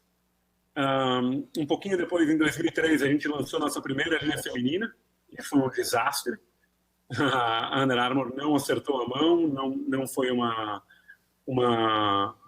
bom lançamento, mas foi ótimo para a gente aprender. Em 2005, a gente abriu capital na Bolsa e foi um crescimento absurdo. Foi uma das poucas marcas na história da Bolsa Americana que duplicou o faturamento, duplicou o valor de marca logo na abertura de capital. Somente em 2006 a gente foi lançar calçados, então por 10 anos a marca foi basicamente vestuário. Em 2011 tem um momento engraçado da marca, que o Kevin Plank, que é o nosso fundador, ele desde o início falava que o nosso principal inimigo não eram as outras marcas esportivas, era o algodão, que era a briga pessoal dele. Em 2006 ele arranjou um jeito de construir um produto que tivesse o mesmo toque do algodão, mas que tivesse as propriedades que o produto inicial dele tinha. Ele chamou de Charged Cotton, um processo de trabalhar a fibra com eletricidade, etc., que garante elasticidade, garante que ela seque mais rápido, etc. Em 2013, a Under Armour deu um salto grande de crescimento e investimento, mais ligado à área digital, que vocês acabaram de ouvir bastante a Fernanda falando. A gente comprou 3 grandes aplicativos do universo esportivo. Foi o MyFitnessPal, MyFitness e o Endomondo. Eu vou falar um pouco deles mais para frente quando eu falo de comunicação, mas eles foram super importantes para o crescimento da Under Armour. Foi um investimento de quase $500 milhão. 3 bilhões, perdão. $500 milhão. Meio 500 bilhão. milhões de dólares. Tá bom. E falando especificamente do Brasil, a marca foi lançada em 2014 somente, então é compreensível que muitos de vocês ainda não conheçam a marca. A gente hoje está presente no Brasil com lojas próprias, com e-commerce, com outlet stores, e também através de grandes parceiros comerciais como a Baiara, a Centauro e o Netshoes. Globalmente, a marca fatura pouco mais de $5 bilhões e a gente está presente em categorias como corrida, que é a categoria que eu sou responsável, training, basquete, futebol americano, beisebol e esportes que não são tão relevantes no Brasil, como esqui, caça, pesca, entre outros. A marca sempre foi conhecida como uma marca underdog. Como a gente surgiu depois de todas as outras grandes marcas, a Nike de 1972, a Adidas é da década de 40, e as outras também são muito mais antigas, nós sempre fomos vistos como aquela marca que ninguém acredita, mas sabe que pode ter sucesso. E a gente vem crescendo dessa maneira e desde então tem funcionado bastante. A marca tem cada vez mais se mostrado como um grande player do mercado e como uma das poucas na história que pôde ameaçar a dominância das outras 2 grandes, que eu também trabalhei. Indo especificamente em comunicação, e de novo isso vai ser super resumido, então fico à vontade para depois perguntas. Mas eu vou tocar em basicamente 3 pontos para falar de comunicação. O primeiro é atleta, o segundo são os nossos aplicativos, que eu mencionei que a gente comprou. E o terceiro é uma tendência recente, que a Fernanda falou um pouco, que são os micro-influencers, os pequenos influencers, que basicamente vivem no digital. Então, para começar para falar de atleta, a Under Armour começou no esporte, foi forjada com o mindset de que a gente tem que servir o atleta. Nossa missão é tornar todos os atletas melhores através da paixão, o design e uma busca incansável pela inovação. Inovação é o que nos move, e servir o atleta com essas inovações é tudo que rege o que a gente faz. Portanto, como marca de esporte, o atleta é não só a nossa inspiração, como também uma das nossas principais ferramentas de comunicação. Isso, para alguns que são extremamente ligados com o esporte, pode parecer bastante óbvio, que todo mundo sabe a chuteira que determinado jogador usa, o tênis que o Stephen Curry usa na NBA, entre outros esportes. Então a gente vê esses atletas endossando as marcas. Então sempre começa com um produto que a gente cria para esse atleta. Uma vez que a gente entregou esse produto para o atleta, a gente vai ter oportunidades de contar a história desse produto através dos treinos, dos jogos, de fato, desse atleta, no caso. Desculpa, Adriano, falhou um pouquinho aqui. Através do quê? Você vai contar essa história através do quê? Sim, então, começa com um produto, certo. É o produto que ele recebe, e a gente vai ter oportunidade de contar histórias através dos momentos de treino, dos momentos de competição, seja um jogo ou seja a final olímpica, onde a gente teve uma das nossas atletas competindo no revezamento 4%. Além disso, a gente também tem como utilizar o atleta e contar a história através de PR. Então, a gente vai contar a história da inovação e todo o detalhe de como aquele produto foi desenvolvido através de um parceiro de relações públicas.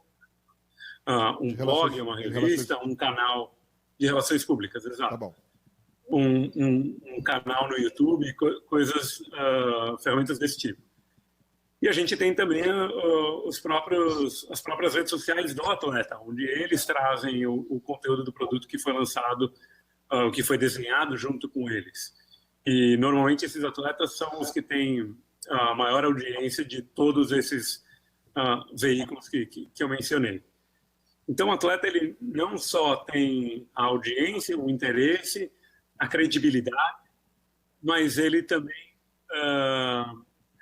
ele é quem endossa esse produto. Então, de maneira bem resumida, essa é a maneira com que a gente trabalha os nossos atletas. Do ponto de vista de canal, eu poderia tocar em todos os canais digitais que estão aí disponíveis. A Fernanda falou bastante do Google. A gente sabe a força do Google, do Facebook, Twitter, Snapchat e as mais variadas ferramentas aí. E Under Armour utiliza de todos eles com mensagens e conteúdo especificamente criados para cada um desses canais. Mas uma vez que a gente tem esses aplicativos que eu mencionei que a gente comprou, desculpa, a Under Armour hoje tem uma base de pouco mais de 160 milhões de pessoas interessadas em esporte, em que, da mesma maneira que através das redes sociais a gente consegue ter uma comunicação extremamente qualificada e segmentada para entregar qualquer tipo de mensagem que a gente tenha. Então, dentro de todos esses aplicativos que a gente tem aplicativos que são mais focados em corrida e atletas que buscam mais performance. A gente tem um aplicativo que é o MyFitnessPal, focado em alimentação, e a gente tem uma base de 90 milhões de usuários somente nesse aplicativo. E a gente tem um outro aplicativo que é o Endomondo, que é focado em corrida e ciclismo, e ele é muito grande tanto na Europa quanto na América Latina. Então, dessa maneira, como eu falei, a gente consegue segmentar as mensagens, tanto por interesse, frequência com que pratica determinado esporte, aonde vive, quais são os objetivos, todo tipo de detalhamento ligado ao esporte, a gente consegue segmentar a comunicação com eles. E, de novo, frequência, tipo de conteúdo, se vai ser vídeo, se vai ser imagem, se vai ser texto somente. Dentro dessa plataforma, a gente tem blogs, tem uma audiência incrível também, e aí a gente consegue fazer a conexão perfeita de conteúdo puro, educacional para esse atleta, e também fazer conexão com os produtos que a gente está lançando naquele momento. Posso fazer uma pergunta para você? Talvez a gente não combinou, talvez eu coloque você em maus lençóis. Você tem alguma descrição da persona da Under Armour hoje, do público-alvo da Under Armour? Alguma coisa que você possa genericamente passar para a gente algumas características? Sim, eu tenho sim isso. Desculpa que eu estou mexendo aqui porque eu me dei conta que está acabando a bateria do meu computador. Sem problema, a gente conhece a sua casa. Isso. Sim, eu consigo contar um pouco sobre isso. Obviamente, varia de categoria para categoria. Hoje, na Under Armour, a gente, obviamente, o consumidor de corrida ele é bastante diferente do consumidor de caça e pesca. Certo, claro. Assim como ele também varia de país para país. Tá bom. Então, o consumidor que a gente hoje tem como target do Brasil, ele é bastante diferente do meu consumidor aqui nos Estados Unidos. E eu trabalho com a marca globalmente, então a gente desenvolve um consumidor único e que tem uma série de pontos em comum com todos no mundo. E eu trabalho com cada líder de marketing dos países para alinhar. Eu vou falar especificamente do consumidor de corrida, que é mais global. São homens e mulheres de 18 a 34 anos que praticam corrida de 3 a 5 vezes por semana, correndo mais ou menos de 3 a 10 quilômetros por corrida, e que participam de provas ao longo do ano, provas que vão de 10 quilômetros a meia maratona. Legal. Por que eu te fiz essa pergunta? Porque agora, aproveitando que está todo mundo te ouvindo aqui, ouviu a Fernanda e me ouviu introduzir esse evento, fazendo já começando a fazer um fechamento, né? A ideia é que você tem hoje um consumidor, características que você acabou de dar e que você pode complementar, e que, então, portanto, a partir desse comportamento desse consumidor, portanto, homens e mulheres de 18 a 34, salvo engano, que correm de 3 a 5 vezes por semana até 10K. É isso. Ou pelo menos, no mínimo, né, de 5 a 10K por corrida. E a partir, então, dessas características, qual é o comportamento dessas pessoas, seja no mundo digital, seja no mundo offline, e daí, então, você usa esses pontos de contato para comunicar a Under Armour. Exatamente. E o que vai mudar é que, apesar da gente ter um mesmo consumidor, a gente tem diferentes produtos, né? Então, a gente não tem somente um produto que eu vou comunicar, e cada um deles ele vai gerar mais interesse para mais perto dos 34 ou para cima, ou para um consumidor um pouco mais jovem, ou para um consumidor que é um pouco mais focado em performance do que a média do consumidor que a gente tem. E aí, dentro destes 160 milhões que a gente hoje tem nessa base, a gente consegue segmentar a mensagem e o produto que a gente está lançando lá dentro. Legal. Da mesma maneira, como eu falei, a gente vai trabalhar para os demais canais, o YouTube, o Facebook, o Twitter, etc. Entendi. Você falou muito de inovação como uma característica clara e talvez até uma locomotiva da marca Under Armour. E eu me lembrei que na NRF do ano passado eu vi uma blusa de vocês, uma camisa, enfim, e aí me corrija se eu estiver errado, mas estava lá na NRF para colocar todo mundo na mesma página, a maior feira de varejo do mundo, que acontece todo mês de janeiro em Nova York. E essa camisa, ela conseguia, a partir dos seus próprios fios, do seu tecido, informações da saúde da pessoa. Isso é verdade? Exato. Esse é um produto que ele continua em desenvolvimento. O que estava na NRF é um conceito, e é dentro desse departamento da Under Armour, que chama Under Armour Connected Fitness. Ele não é somente aplicativos. A gente tem uma série de outros produtos e serviços que já estão disponíveis, ou como essa camisa que ainda está na fase conceitual, que de novo volta para a nossa missão, que é de tornar todos os atletas melhores. Então, essa camiseta que você viu, ela mede a temperatura do corpo e ela ajuda a regular a temperatura do corpo. Então, ela enquanto esporte, se a tua temperatura sobe demais, ela vai reagir e liberar uma substância que é como se fosse, para explicar de maneira simples, quando a gente come chiclete de menta, aquela sensação de frescor que dá é mais ou menos isso que ele tem para poder refrescar.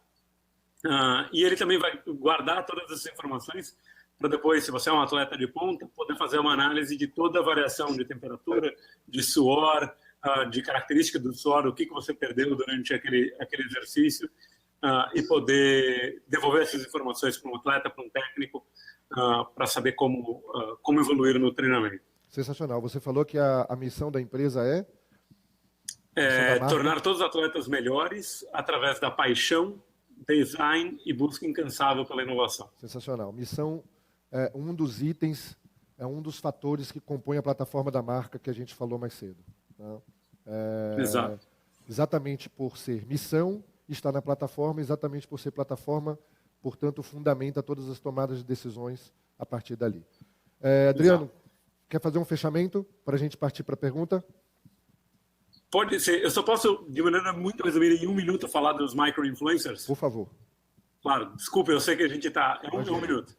A Fernanda falou um pouco disso também. Hoje, e eu queria fazer essa conexão porque eu falei de atleta e todo mundo sabe o poder dos atletas. O Brasil é um país que tem atletas incríveis, historicamente tem, e todo mundo sabe a marca que atleta XY usa.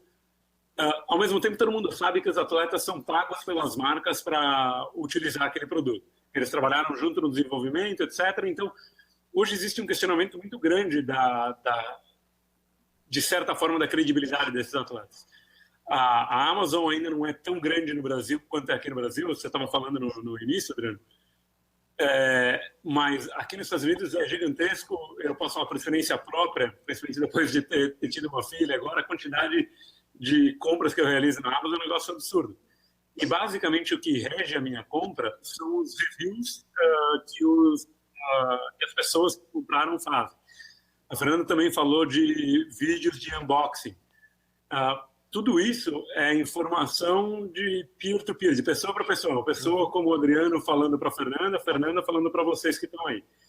Então, hoje, uma das ferramentas que a gente investe bastante é identificar quem são essas pessoas que não são como as Carol Buffara e Gabriela Pugliese da vida, que tem milhares de seguidores, mas são pessoas como eu e você, que a gente quer fazer questão que tenham experiência com o produto e que compartilhem a experiência deles de maneira honesta e que tenha crédito, como eu falei.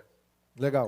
Então, esse é um trabalho de formiguinha, mas que faz muita diferença para que a gente construa essa credibilidade. Então, lá no alto, no topo do funil, como a Fernanda estava falando, a gente vai trabalhar com os atletas e com a nossa comunicação em massa, e lá embaixo no funil, mais perto de fato da conversão, da venda em si, a gente vai trabalhar com esses micro-influencers globalmente para fazer reviews dos nossos produtos de maneira honesta e verdadeira. Legal.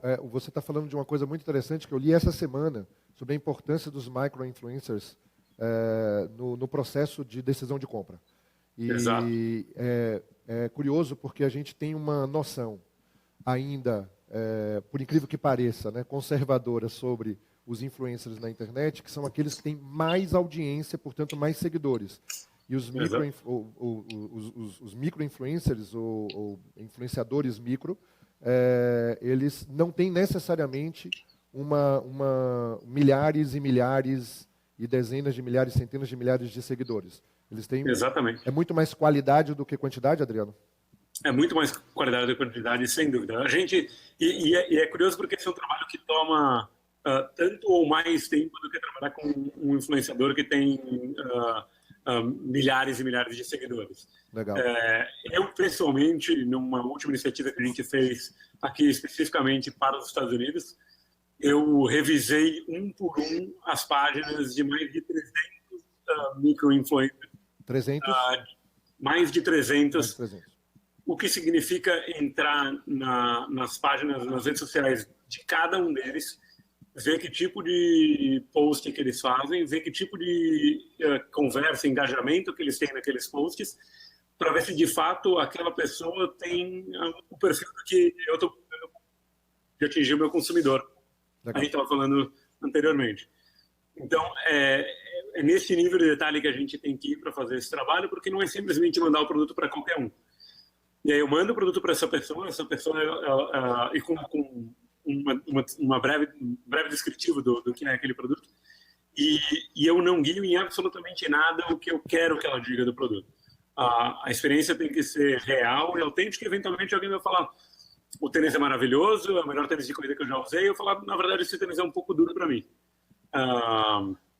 Só que aquele consumidor que está lendo aquela pessoa que postou vai saber que aquilo é realmente verdadeiro e pode confiar.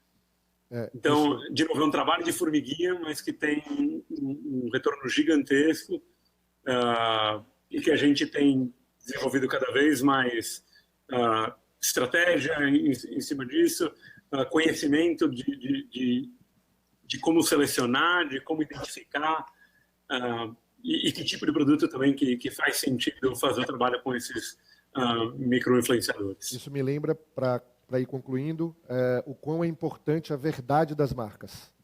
Hoje a gente vive num mundo muito transparente, por assim dizer. A gente não vai aqui entrar numa discussão muito profunda e filosófica sobre essa transparência, mas como as pessoas hoje se conectam muito rapidamente com outras, se falam muito rapidamente com outras, a gente sabe que cada vez mais existe uma importância muito grande sobre a marca ser verdadeira com seus consumidores. Portanto, esse trabalho de micro-influencers que o Adriano estava falando é tão importante. Adriano, muito obrigado. A gente precisa passar para as perguntas. Eu acho que eu vou deixar você aqui mais um minutinho. A Fê vem aqui para frente comigo e vou abrir aqui para algumas perguntas. Eu não sei exatamente quanto tempo a gente tem, Sonda. Temos uma pergunta do Facebook, Opa. do Egídio Zardo Júnior. Alguma diferença no posicionamento de marca de país para país? Opa. Obrigado, Egídio, pela sua participação via Facebook. Existe sim, eu vou deixar o Adriano e a Fernanda falarem das suas próprias marcas, mas do ponto de vista teórico, e eles vão falar um pouco mais da prática, tudo depende muito de que país, para que público aquela marca está se colocando. A gente tem exemplos claros no Brasil, que quando uma marca que é mais posicionada de maneira mais, digamos assim, popular, ou para a base da população de determinado país, quando vem para o Brasil, por algumas características regionais, termina se posicionando como uma marca mais elitizada ou uma marca para outros tipos de classe social. Mas eu vou deixar o Adriano falar um pouco da Under Armour em relação aos países e a Fernanda também. Quer falar um pouquinho do Google? Fica à vontade. Quer falar, Adri, ou não? Pode começar, eu vou na sequência. Bom, de um ponto de vista, e agora olhando o que o Google faz como campanhas de marketing, às vezes a gente recebia muita mensagem do Global com campanha pronta, criativo pronto e mensagem pronta. E um exemplo muito claro que a gente viu, o lançamento do Chromebook no Brasil. O Chromebook, na verdade, é um notebook super específico, não tem entrada de USB, de CD, de nada. E a mensagem era for everyone, lá fora. Só que, na verdade, aqui no Brasil, ele chegou super caro. Ele chegou com configurações totalmente focadas em iCloud, que as pessoas, na época, não conheciam tanto. Então, assim, no fundo, não era para todo mundo, era para poucos. Então, às vezes, eles vêm com umas mensagens globais que a gente chama de top-down, né? A gente tem que simplesmente replicar o que vem, só que esquece de olhar o tamanho do país, as diferenças sociais, a cultura. Tem tanta coisa, tanta particularidade. E não estou falando do Google, mas de muitos clientes lá dentro que usam o Brasil como região Latam. Nem isso a gente consegue trabalhar. Eu tenho um cliente que a gente tem que fazer uma briga gigante lá dentro do nosso Google, como empresa, para mostrar o quão importante era a gente trazer esse cliente para atendimento via Brasil, porque era um país muito particular, isso não só do Brasil, mas de todos os outros. Então, é extremamente diferente de país para país, principalmente por cultura, aqui, né, o Brasil, falando um pouco do Brasil, é muito mais calor do que Estados Unidos, por exemplo, então são produtos diferentes, tem que ter adaptações. Acho que o Adri também tem bastante coisa para falar, né? Olha, foi ótimo que você foi primeiro, porque você falou, é o meu desafio do dia a dia. Eu não falei muito no início, mas eu trabalhava na Under Armour no Brasil, participei do lançamento da marca aí, e fui transferido aqui justamente para trabalhar em global.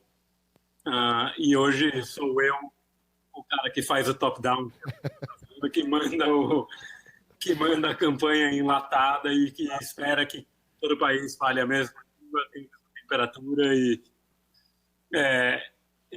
a realidade, obviamente, sendo brasileiro, morando aqui, tendo viajado bastante e tendo sido trazido para cá para ajudar a marca a ter um ponto de vista mais global, faz com que o meu dia a dia seja de brigar com a máquina, que é a Under Armour, com muitos funcionários, etc., para fazer com que a gente consiga desenvolver campanhas, ponto de vista, produto, mensagem, etc., e fotografia, filme, etc., que seja relevante em cada país. Então, para toda marca, eu acredito que é importante ser global, mas localmente relevante. Muito bom. E esse é o nosso principal desafio. Legal. E sim, eu acho que do ponto de vista, não só do ponto de vista de mensagem, mas e do ponto de vista de posicionamento geral, eu acho que também tem oportunidade para a marca se posicionar diferente. Vou usar um exemplo. Aqui nos Estados Unidos, a Under Armour é uma marca que atinge absolutamente todas as classes sociais. A gente está no mercado há 21 anos, cresceu, etc.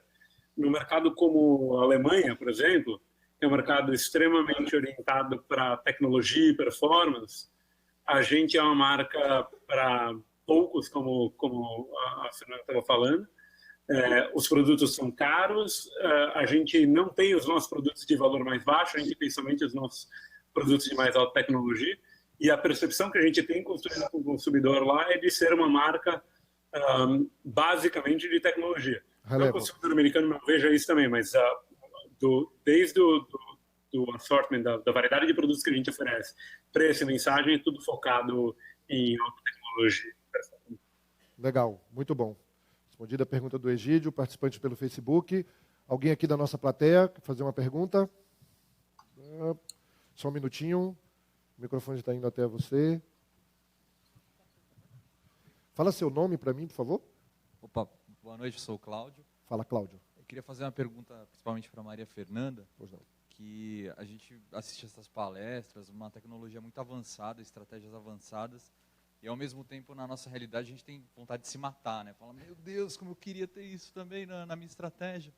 E a minha pergunta é, qual o seu conselho para empresas B2B, principalmente, que ainda não utilizam Machine Learning, não reconhecem esse potencial, ou às vezes ainda tem até dificuldade de implementar um sistema CRM? Eu atendi bastante tempo o mercado de B2B, e é complexo, porque no fundo a gente fala assim, o meu cliente é B2B, mas ele tem o mesmo comportamento de buscas do que uma pessoa normal, do que eu que sou um cliente talvez B2C para algumas empresas. A gente tem algumas... Aí eu vou entrar muito mais do lado do Google porque, enfim, vou vender aqui meu peixe, mas é brincadeira. A gente tem ferramentas lá dentro que conseguem conectar o seu CRM, e aí não é tão complexo de ter, junto com nossas ferramentas de publicidade, para trabalhar essas audiências de formas baratíssimas e inteligentes. Então, com o teu know-how e com a minha escalabilidade, a gente consegue sim atingir perfis focados no seu negócio, por exemplo. Cláudio, deixa eu acrescentar um pouquinho a resposta da Fernanda aqui. Existe um dado muito interessante de um artigo da Harvard Business Review, já traduzido para o Brasil, e o artigo no Brasil foi intitulado como O Fim do Vendedor. Na verdade, o artigo, originalmente, o nome do artigo era The End of Solution Sales. Então, o fim daquele tipo de venda B2B, né, daquela solução antiga de venda. E ele traz um dado muito interessante, muito importante. Ele diz o seguinte, cerca de 90% dos compradores corporativos começam a busca pela solução que precisam online. A gente está dizendo com isso, quem está dizendo isso é a Harvard, que 9 entre 10 compradores corporativos no B2B estão buscando a sua solução, ou iniciando a sua busca de solução online. Seja no Google, seja em outros sites, em outros fóruns e outros blogs. Okay? Desses 90%, cerca de 60% toma a decisão de consumo e de compra sem conversar com os vendedores dos fornecedores. Então, quando a Fernanda fala assim, olha, o comportamento de consumo, o comportamento de busca de solução, seja do B2B, é muito parecido do B2C, ou seja, dos consumidores finais, e aí é que a gente chamou mais cedo, e eu sei que aqui a gente tem muito pouco tempo, talvez a gente passe muito rápido alguns conceitos, é o que a gente está chamando de H2H, que o próprio Adriano falou, mas de pessoa para pessoa. Ou seja, a comunicação a partir de toda a tecnologia fornecida hoje, dada hoje num smartphone para a gente, e que a gente, no mercado, já chama de a nova revolução industrial, que é o smartphone, ela permite fazer com que você converse pessoa a pessoa. Então, uma grande empresa que vende para outra empresa, seja grande ou pequena ou média, enfim, mas que vende para outra empresa, na verdade, essas coisas, esse comércio, esse consumo, ele é feito de pessoa para pessoa. E essas pessoas têm um comportamento muito próximo, muito parecido, na busca pela solução. Porque como são pessoas físicas, elas buscam da mesma maneira. Por isso que elas buscam online.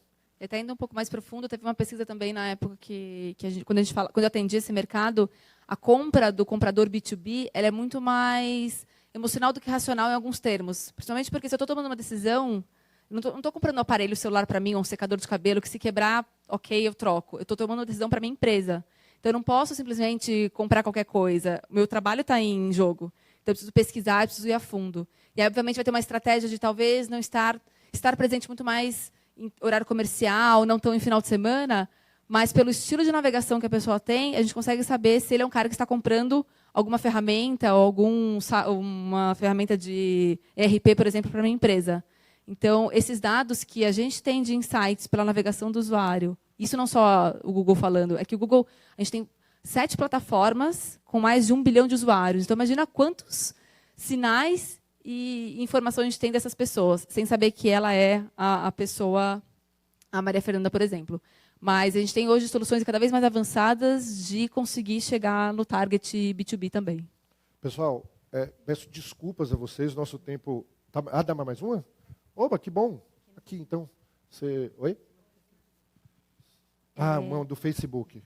A gente tenta... pode ser. Eu tenho uma pergunta do Eduardo Savarese. Pedi para você comentar sobre o modelo clássico do cemitério da Young e Rubicon, reconhecimento versus lembrança. É uma pergunta bastante teórica. Não sei exatamente, especificamente do que ele está tratando. Vou dar um Google depois. Mas, de qualquer maneira, eu acredito que reconhecimento e lembrança, reconhecimento versus... Eu acredito que é o seguinte, se a gente partir para o significado dessas duas expressões, a gente pode dizer o seguinte, você não reconhece nada que você não lembra, para começar. Então, por isso que o Brand Dynamics, da Millward Brown, começa com presença, começa com você precisa lembrar daquela marca. Se ela não é lembrada, ela não existe para as pessoas. Se ela não existe, o equity dela, o valor dela, cai abruptamente. Se o valor dela cai abruptamente, consequentemente, as vendas ou o premium price não vai ser atingido. Então, a gente parte de um princípio. Ela tem que ser lembrada, primeiro. Né? As pessoas precisam lembrar da marca. E o reconhecimento vem na sequência. Na verdade, o Brand Dynamics é um funil invertido e ele tem 5 etapas. E o reconhecimento é um deles. E o reconhecimento está diretamente ligado à performance da marca com relação aos seus concorrentes no mercado.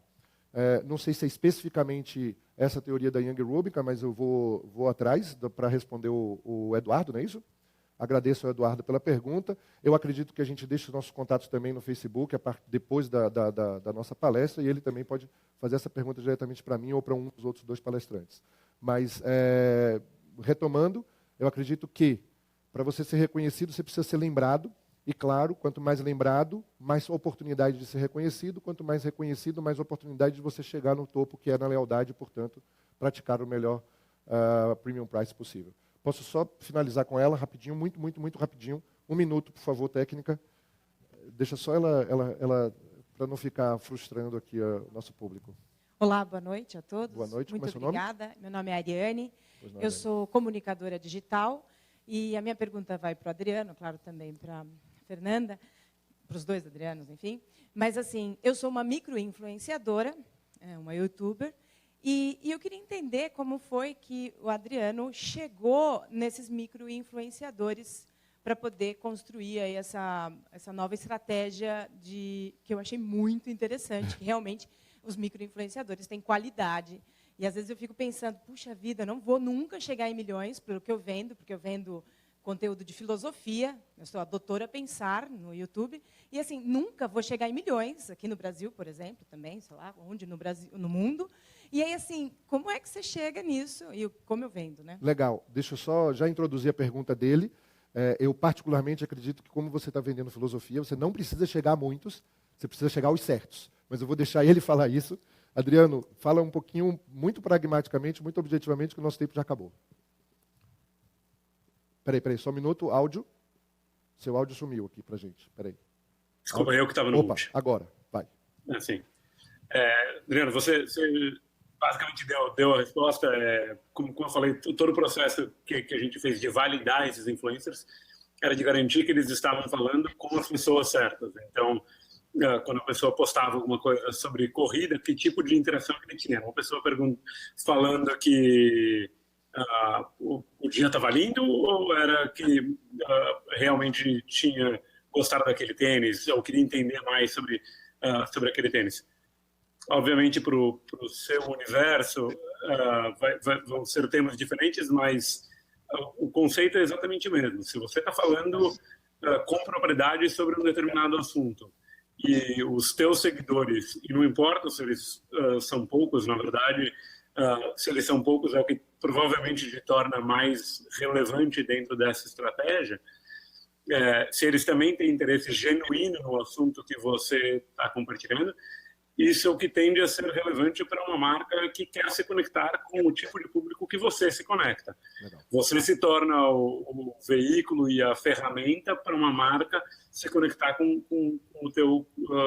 a pessoa que consome o tipo de conteúdo que você compartilha. Sensacional. Não, pode falar. Não, e a gente, como foi um projeto muito grande, a gente trabalhou com uma agência para fazer um primeiro filtro macro desses todos influencers. Depois, como eu falei, pessoalmente eu tive que fazer a revisão de cada um deles. E aí, só do lado do YouTube, o quanto o seu canal ele está fácil de ser encontrado dentro dele. Então, tem algumas formas de otimização do seu canal que deixam ele mais relevante quando a pessoa procurar por determinados temas. Então, na sua descrição, no seu título, na sua capa, tem coisas que você consegue fazer para, a hora que a pessoa buscar sobre algum determinado conteúdo que tiver a ver com o teu, você aparece mais relevante. Então, às vezes, não é nem o vídeo mais visto ou o vídeo mais recente, mas é o mais relevante. Assim como aparece, para aquele termo. Exato. Assim como aparece resultados na busca do Google em termos de relevância, você pode ser relevante no resultado orgânico do YouTube também. Aí tem algumas técnicazinhas. Tem um youtuber, se não me engano, ele chama Camilo Coutinho, que ele dá dicas como você cria um canal para youtuber, né? É meio B2B, assim, dentro do mundo do YouTube. Play de Prata. Também faz. Esse Camilo Coutinho, ele até dá consultoria. Ele é bem legal. Ele dá dentro do Criar, que é o YouTube Space. Então, acho que ele tem bastante conteúdo bem interessante. Assim, eu tenho certeza que tem gente aqui que gostaria de ficar mais tempo com a gente vai ficar à disposição depois da palestra com vocês, mas, infelizmente, eu preciso encerrar por conta do tempo. Queria só agradecer aqui, de novo, ao professor Eduardo Forlanetti, diretor da FIA, professora Cristina Zanon pelo convite, a Fernanda Rafaeli do Google, claro, sem dúvida nenhuma, pela sua brilhante apresentação, o Adriano Cerf, da Under Armour. Muito obrigado mais uma vez por aceitar o nosso convite de última hora e mesmo viajando, a toda a equipe técnica da FIA, aos participantes presentes e aos participantes do Facebook. Muito obrigado e ficamos aqui com vocês. Só vou repetir o nome do canal, para quem não ouviu, é Camilo Coutinho. Vocês já encontraram? Ah, tá. É o nome do criador. Então, procurem por lá. Obrigado mais uma vez. Boa noite. Tchau, tchau. Tchau, gente. Muito obrigado. Boa noite. Valeu, Adri. Tchau. A gente se fala. Valeu. Tchau.